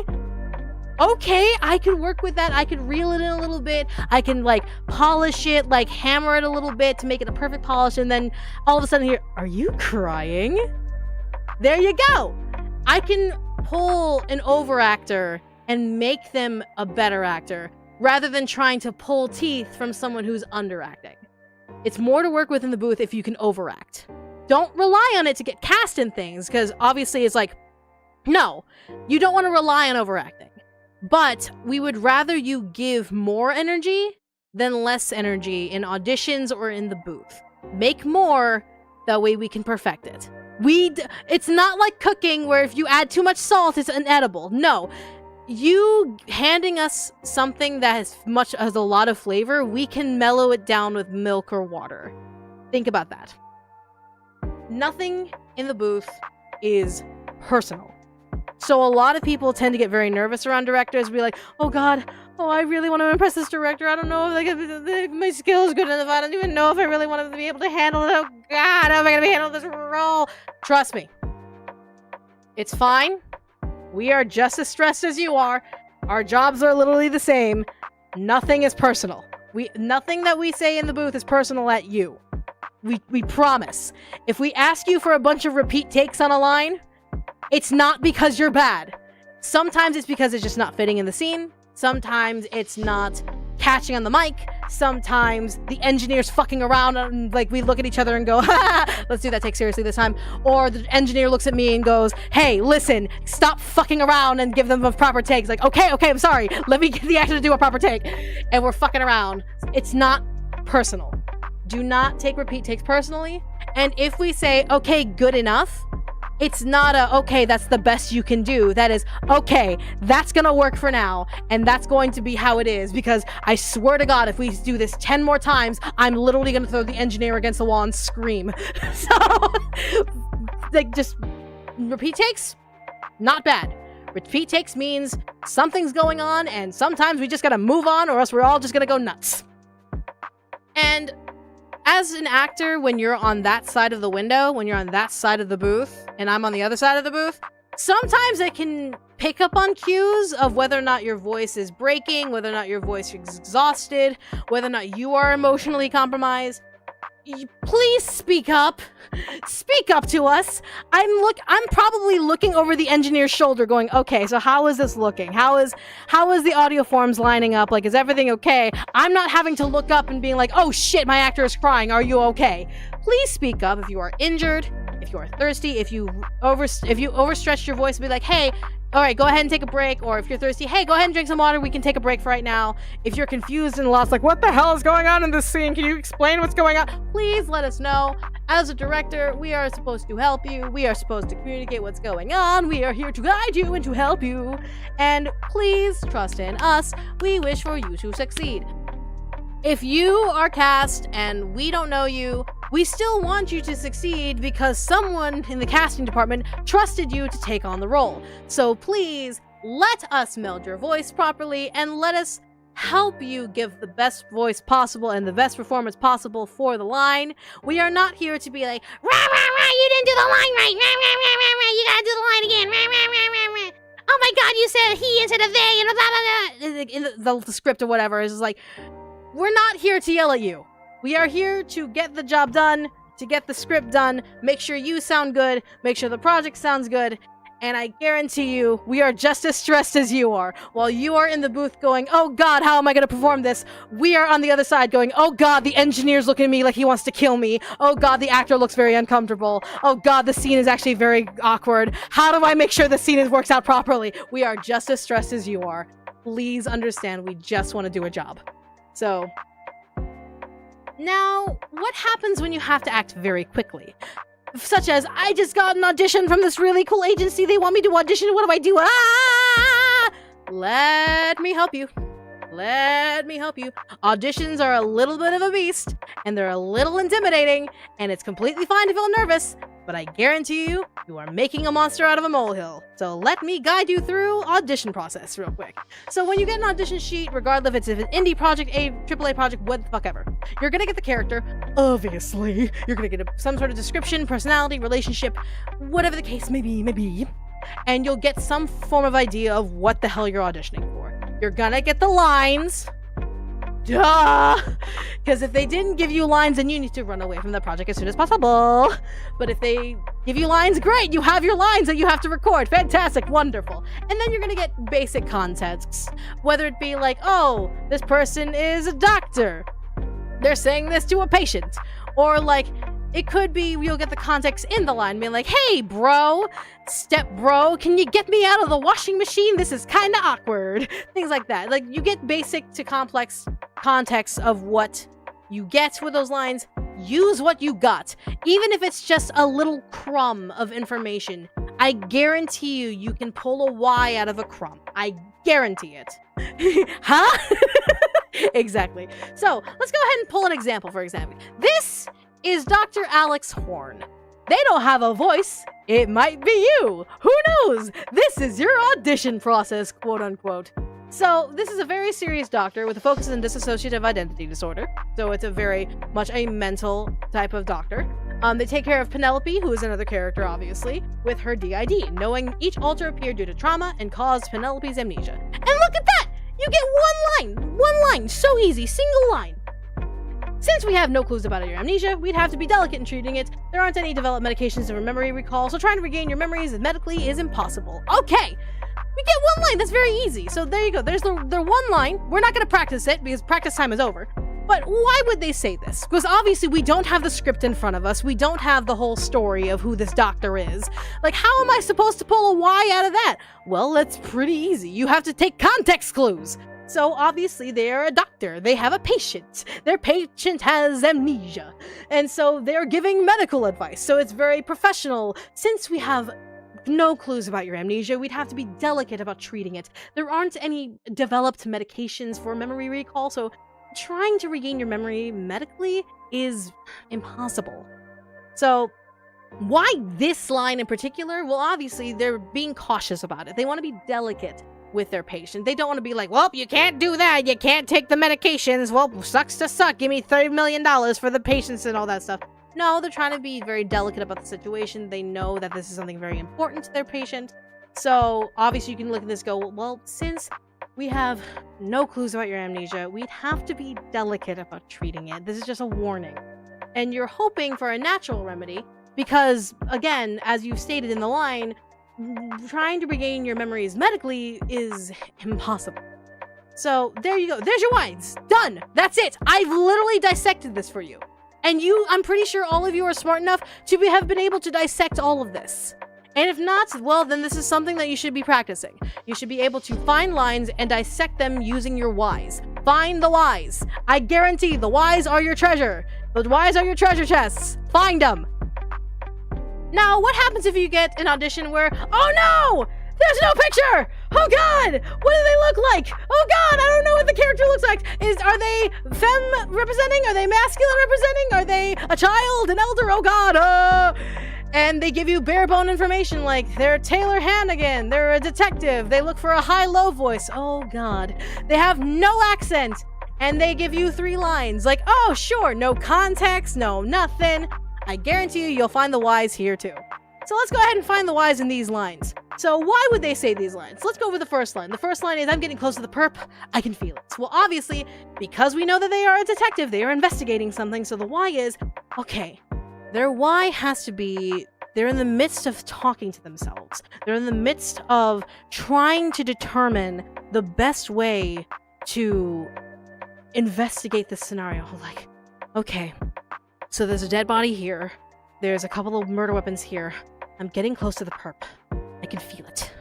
All right, and there's your one why. Here's another why for who goes there. Show yourself. Obviously, why? There's someone there. Someone's in hiding. You gotta reveal them. You gotta call them out. And so, of course, it can't just be like, wait, hold on. I think I see. Is that a shoe? Is that a body? Who goes there? Show yourself. There you go. And you have your why. And the last one, that's right. You're under arrest, bub. Obviously, it's like, it's one of those like, hey, what's up? What's going on? Doing all that stuff. But where's your why? You found them. They showed themselves. They are the perpetrator. And now you got to arrest them. So you got to do your due diligence as the detective of the case and going, all right, that's right. You're under arrest, bub. That's right. You're under arrest, bub. And there you go. That's it. You found your whys. They're so simple, and yet they're much better than, I'm getting close to the perp. I can feel it. Who goes there? Show yourself. That's right. You're under arrest, bub. Do you see how boring that sounds to your ear? Imagine hearing like 100 lines of people just doing it exactly like that. I've unfortunately been that director that has heard those lines being taken just like that. But by having your whys, having your intentions, and having your layers just from the crumbs that you were given from an audition piece, you can literally go from, I'm getting close to the perp, I can feel it, to, I'm getting close to the perp, I can feel it. Who goes there? Show yourself! That's right. You're under arrest, bub! There's such a big difference, and it's pleasing to the director's ear, and you can stand out having all of this just from the crumbs that you are getting. Now, when it comes to anime auditions, you may get a little confused. So I decided, because I don't have the copyright for any anime audition docs that I've written, because I have written anime audition docs, I've decided to pull my own. So that way you guys, if you ever go into anime, you're not as confused.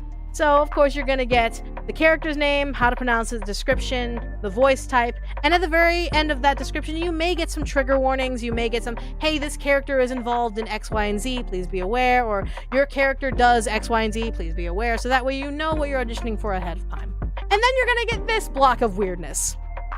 You're going to look at it and go, where's my line? What line am I supposed to say? Oh, God, there's so many words on the page. It's the left side. The line's on the left. That line, if it looks like it could be said by a human being and not like in a book, that's the line. I promise you, that's the line right there.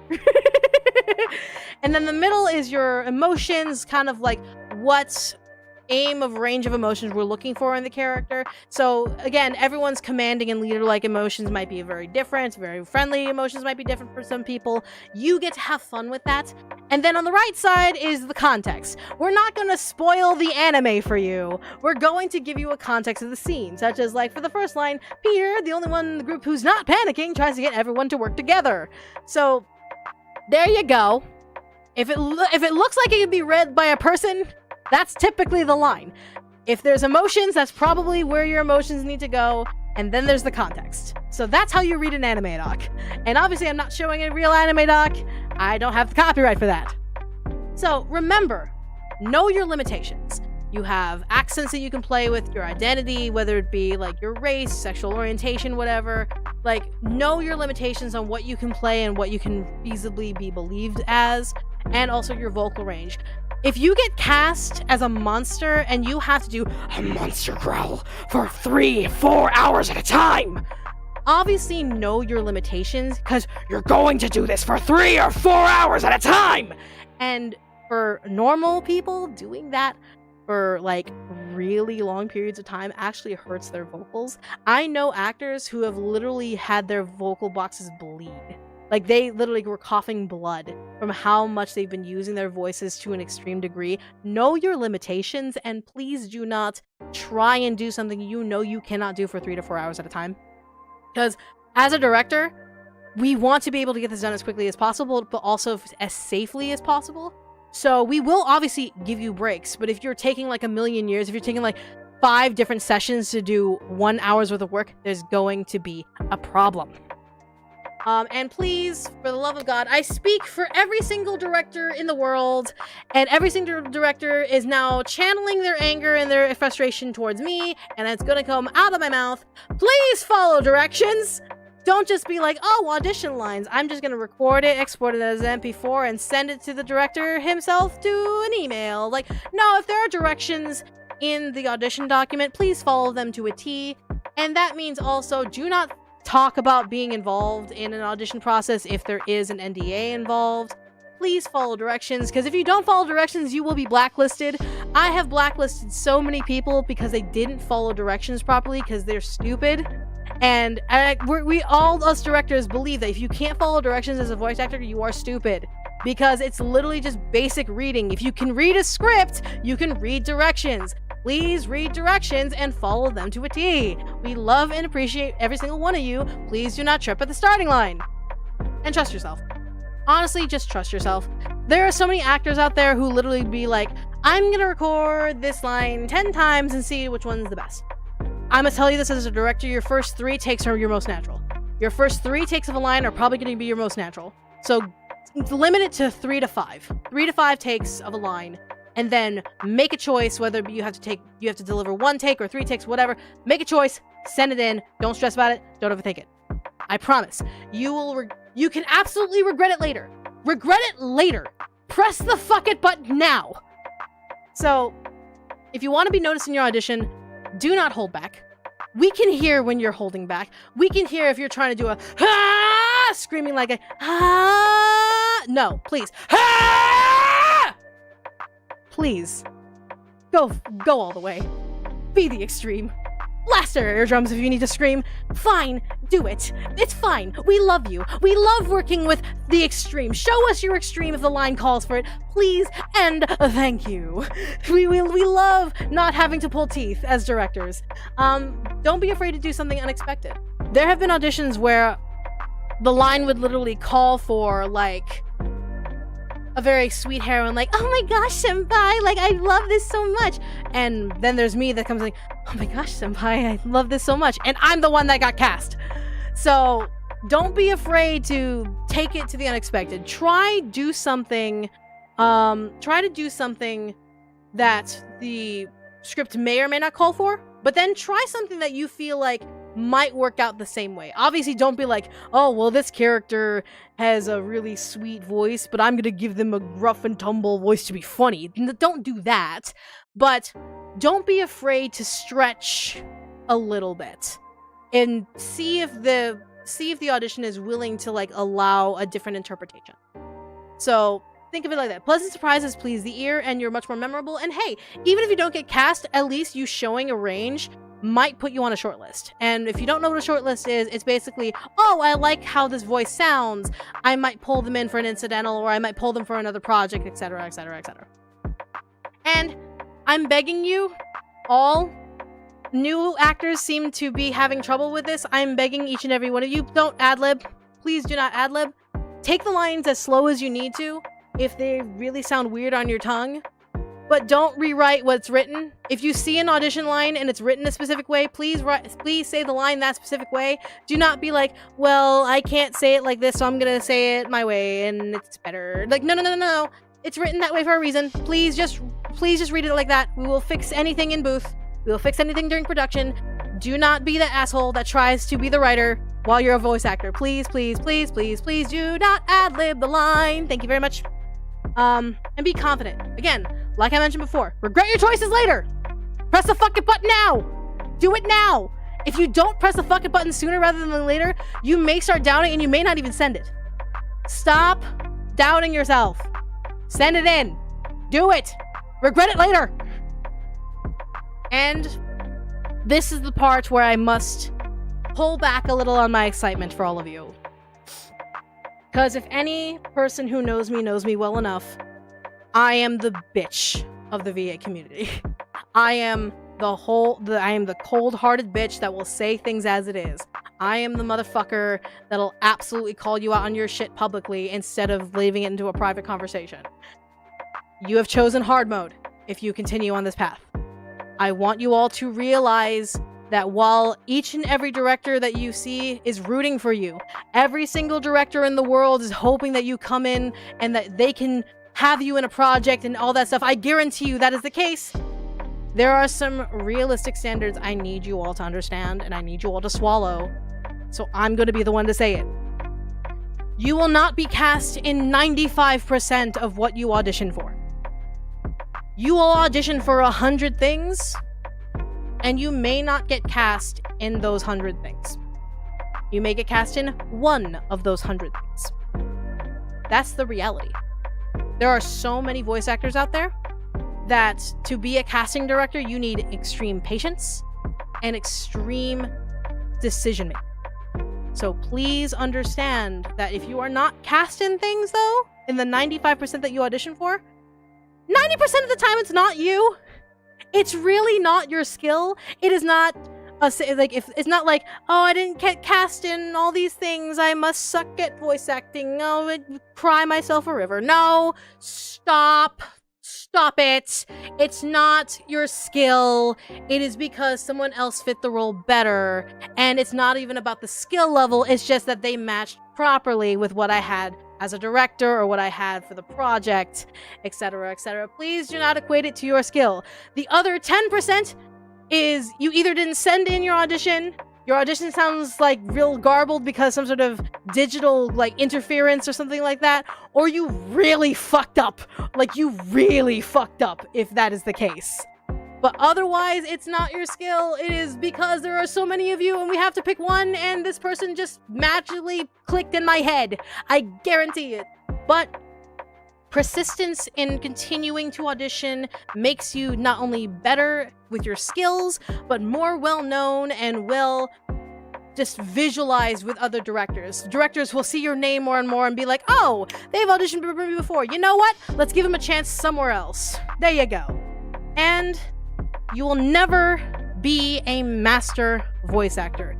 If you hear a voice actor touting how, oh, I've been in so many AAA games and so many films and movies and video games, I'm such a master at voice acting, I might as be the next Mel, I might as be the next man of 1,000 voices, they're a piece of shit and you need to avoid them at all costs. There is no such thing as a master of voice acting. You could be very good at voice acting, you could be polished and professional as a voice actor, but no one is a master. Why? Because the continuous growth of a voice actor makes you a better talent. It makes you a better person, and it makes you someone that everyone wants to work with. No one wants to work with masters, because you know why? Masters are divas. Masters are those little hoity-toity little shitheads that go, oh, I've been in this field for like 50 years, I know what I'm doing, blah, blah, blah, blah, blah.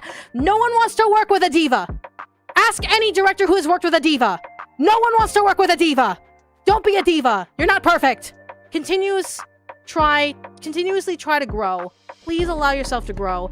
Please allow yourself to learn. Please allow yourself to be slowly better each and every day you try to be a voice actor. And naturally, you will compare yourself to others. as much as we in the VA community like to go like, oh, don't compare yourself to other people and all this stuff, comparisons, blah, blah, blah, blah, blah. You're gonna do it. You're gonna compare yourself to everyone else. You're going to look at someone and be like, wow, they got cast in so many things. I wish I could be just like them. You're gonna compare yourself. Stop it. Stop. Check yourself. Don't be a dick. We're all going to compare ourselves. We're all gonna be like little pity parties and going like, oh man, I wish I could be as cool as X, Y, and Z and blah, blah, blah, blah, blah. Yeah, so does everyone in every other field. Congratulations, you are human. Congratulations, you feel human. Now please, better yourself. Focus on yourself. Stop focusing on them. Focus on yourself. And warnings, if you go into the VA community, do not fake your friendships. I mean it. Do not fake your friendships. Don't try to be friends with X, Y, and Z just because they're in Genshin or Honkai or anime or Atlas or whatever. Don't try to be their friend and be like, oh my gosh, I always wanted to have a friend in voice acting and all my stuff. By the way, can you give my demo to X, Y, and Z? I think I could do a really good Pokemon growl and it's really, really cool. Please don't. Stop. Stop it. Stop trying to be a fake friend. Stop it. There are too many motherfuckers who have done that where I have to announce it like this way. Using others is gross, and when you are in the position of like being a director in a VA, we will pull you. We will pull you, be like, hey, I like your voice. Have you considered voice acting? Let me try and get you in the door. We can do that when you have a genuine friendship. But don't try and be like the, oh, well, I just want to be your friend because I know you work for Hoyoverse and I really want to be the next Genshin character and I really, really want to get an audition as a Genshin character because I really, really, really want to get popular and I want to go to conventions and sign things and get a Genshin character. Shut up. Shut up. Don't be a fake friend. Be a human being. Be a real friend. And if you are good enough to be heard, we will 100% pull you in, because if you are a genuine friend and you are a genuine person and you are genuinely nice, we want you to succeed. But if you are there strictly to be an asshole and to try and be better than everyone else and try and use people as stepping stools, you can get the fuck out right now. Just saying. And watch what you say online. Obviously, this doesn't account for me because I'm a little bit of a cunt online, but be aware of what you're saying in terms of like seeing others succeed. Basically, no one wants to be friends or work with a pity party person. Basically, if someone's like, I'm announcing that I voice X, Y, and Z in ABC, don't just be like, man, you're so lucky.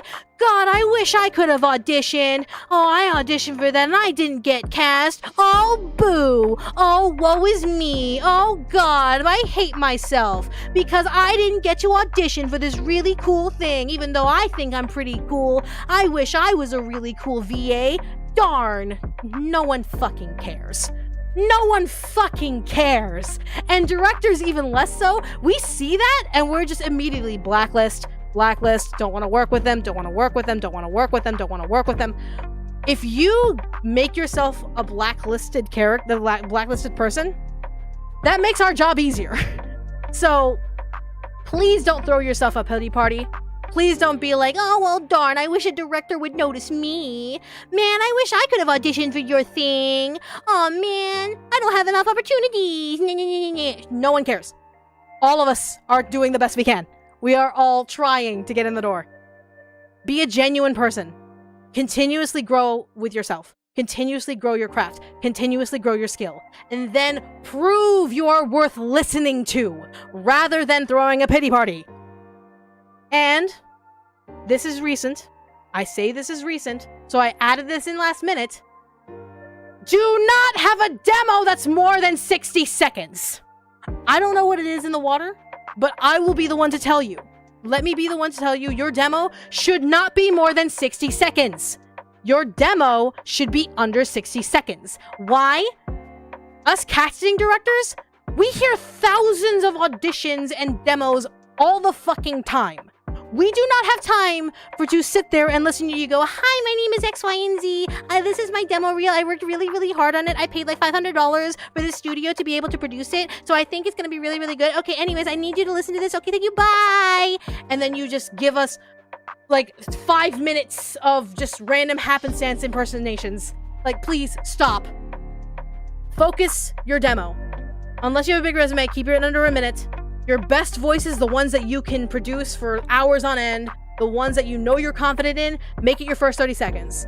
And may I suggest, don't make a hero. Don't put a hero in front. If you play a hero character, if you really can do the hero character, do not put it in the front. And do not scream in the front. Make it a unique sound that is you, most naturally sounding you, without it being the typical anime protagonist hero or screaming in my ear. So please, under 60 seconds. This is an elevator pitch. You don't have an entire, like, 70-foot building to get through this. You have maybe, like, 5 floors. Under 60 seconds. Best voices under 30. Cool. I'm glad we understand. So remember, we're at the end of this. We're at the end of this now. We're at the end of the whole thing. Remember, voice acting. Acting is the key point. Acting equals lying. You must make everyone believe you. You can't just read the line and go and get paid. You must be believable in order to actually be cast in things and to actually be understood as a talent. Answer why. Every single character has a why, even if it's because I want to watch the world burn. Please answer the why. It can't just be, I don't care, I don't know, the writer, blah, blah, blah. Give the answers to the whys. Make people believe you. Practice, practice, practice. Be confident in yourself. Don't push your voice. And stay humble. Please, please, please, please. We want you to succeed. Us directors want new blood. We want new people in. We want you to be able to show us your stuff. Don't trip over the finish line by making dumb mistakes.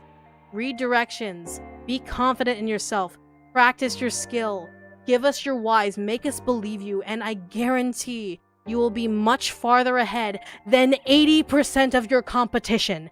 A lot of people want to be voice actors. A lot of people want to be voice talents. Show you're better. Show that you are worth listening to. And you can do so with all of the things that I have handed you. Congratulations, you've made it to the end of this lecture. Now go make casting directors miserable. Yes, you all now know my secret. The secret was I wasn't trying to get new blood. I just want to make casting directors miserable and making them make choices. Well, yes, obviously I want to have fresh blood. But I also have a little bit of a revenge plot against certain directors and being like, make them miserable. Please go make them miserable for me. I would love to see them be miserable in trying to determine the best choice for a role.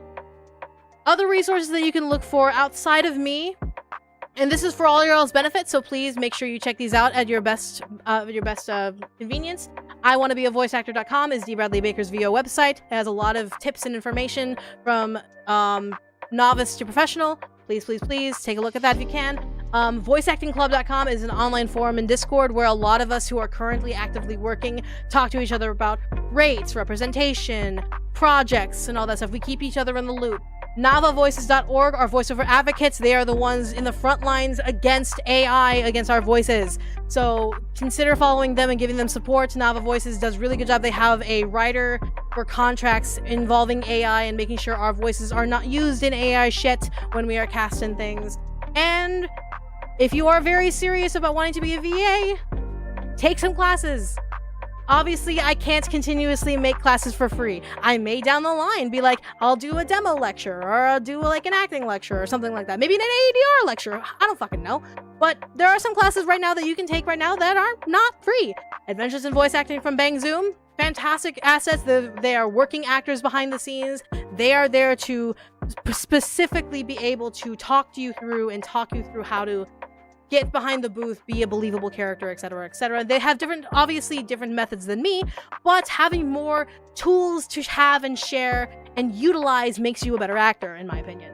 And obviously, when a professional actor is like, hey, I got classes, take a look at their work, see if you can really vibe with them, and see if you trust them to be a mentor for you, then pay them to teach you. Because if they're giving professional acting classes, then they obviously should be paid. And if you've never met me, hi, my name is Michaela Laws. I am a voice actor / director / project manager / writer / game developer / VTuber / singer. Oh God. There's my website, michaelaamandalaws.com. There's my website with my resume and my work. Literally all my products are there. All my resume stuff is there. All my work you can find all my shit there. And you can find me at VA Michaela Laws at YouTube, Twitch, Twitter, TikTok, Instagram, literally everywhere. Haha, we did it! And there you go. All right. I was gonna have a Q&A time, but my voice is shot. So I'm only gonna take like a couple of questions. So if the question hasn't already been answered in the thing, please know that if the question has something to do with something that's already been answered, just come back to the stream, come back to the video on YouTube, and rewatch this stream and learn from there. But I'll only take a couple of questions because holy shit, my mouth is on fire. I've been hydrating this entire time, don't worry, but nonetheless. But I will take a couple of questions before I leave, because I am very tired. But hopefully that answers a lot of your questions. But I guarantee you, if you go to like voice acting club, even casting call club, I want to be a voice actor.com, there's a lot of information that you can grab. Oh my god! Oh my god! Told us her voice is on fire. That's gonna be speak up. We have to speak up. That's why I learned that big animes like One Piece requires you to be in Dallas, Texas to be cast. What animes accept remote work? I am currently not in a position to be able to tell that, because I don't live in the building that I don't live in the place that has the building that talks about all of this stuff. So I personally cannot say. All I'll say is greatly exaggerated.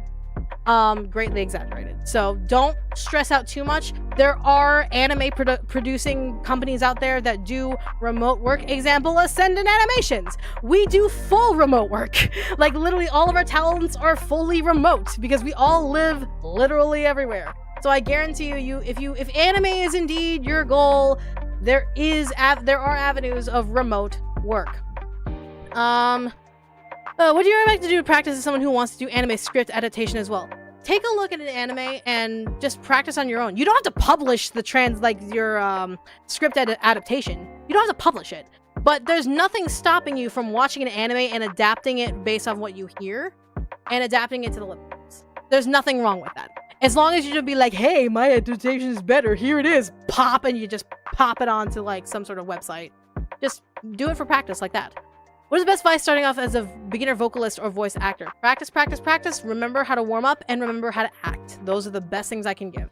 How do you prepare yourself for recording screaming and shouting takes? Warm up.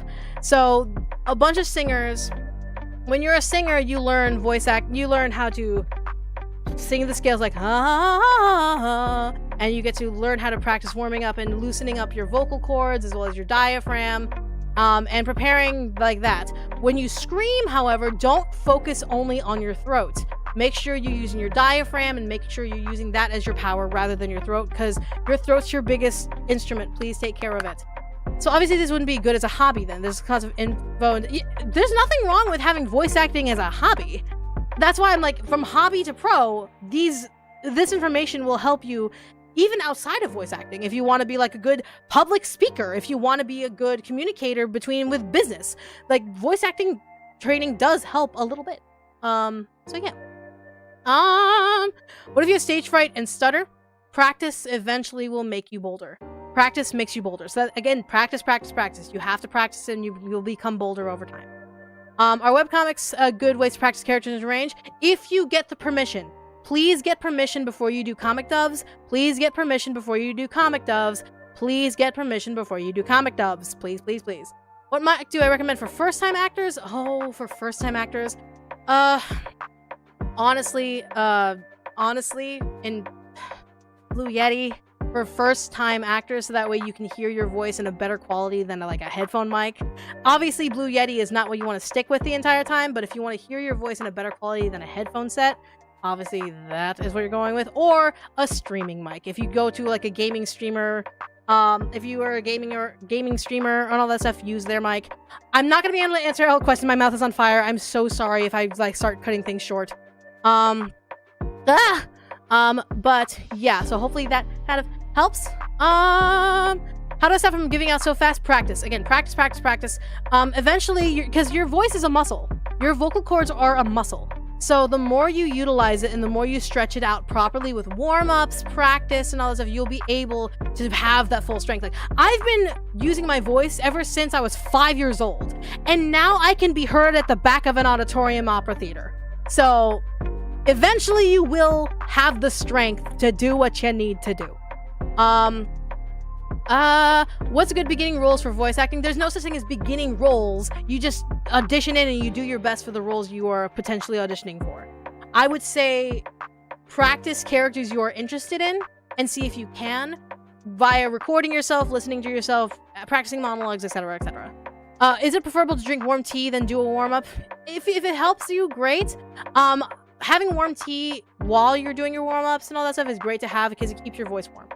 What microphone and software do I use? Well, mind you, what you're hearing me right now is not my professional microphone. I use a TLM103 Newman microphone, which is the standard for studio work. Let's see. What's a good place to practice, inside or outside? Both of them. They're great. Make sure that the air quality is great outside before you do. So, yeah. How do I grow confident listening to my own voice? Speaking from experience, you won't. Eventually, a lot of us voice actors hate the sound of our own voice. So don't think of it as confidence. Think of it as a requirement. Think of it as you have to listen regardless of how you feel of your own voice. And if you start to love your own voice, fantastic. If not, then know that it's still part of your job to know your instrument and to know what you're working with, regardless of how you feel about it. Is it possible to lose an accent when English is not your main language? Having an accent even a bad thing? Having an accent is completely fine. Having an accent is 100% fine. There are some roles that require an accent. If you lose your accent while speaking English, okay, that's a skill that you have, and that's something that you've been practicing and obviously adapted into. But having an accent is not a bad thing at all. Just know that if there is a role that has like a specific accent, and if you can't match it, you just won't be able to match it. Can you disclose the production companies that record remote work for anime? I cannot because I'm not in that loop. Any tip for increasing vocal range? Practice. I'm gonna repeat some words. Practice. Do you need fancy equipment to do some jobs? No, you do not! I have tricked so many directors into using my work when I had a shitty condenser USB microphone! I guarantee you, if you know how to work your tech and you know how to work the audio EQ of your mic, you can trick anyone into thinking you have a 103 TLM Newman microphone. I guarantee it, but it takes a long time and a lot of patience with your mic. So... What happens if you have a very heavy accent practice? Yes, practice. Listen to recordings of other people speaking, and you can even emulate them if you want to be able to get the sounds out of your mouth and be able to shape and form all of those vowels and all of those consonants in a non-accented way, I guess, if that's the best way to say it. But yeah, so practice. If you have permission to dub a comic, or how do you let viewers the direction know you did? You tell them. You tell them, and then you post it and you be like, hey, I did a thing, and then you do hashtag like webcomic dub or comic dub or voice acting and all that stuff. I guarantee you the algorithm is that friendly.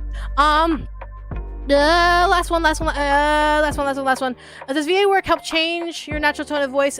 No, it should not. It should not help change your natural tone of voice unless you willingly want to change your tone of voice, because there are exercises and there are methods to be able to change your voice properly and to be able to have an extended range, whether it be pitch-wise, tonality-wise, etc. Okay.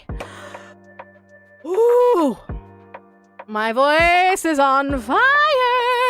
So, thank you everyone for coming, first and foremost. I really deeply appreciate it. If you guys liked me doing these lectures, let me know in the comments of the YouTube video that I will be releasing very shortly after I end this stream.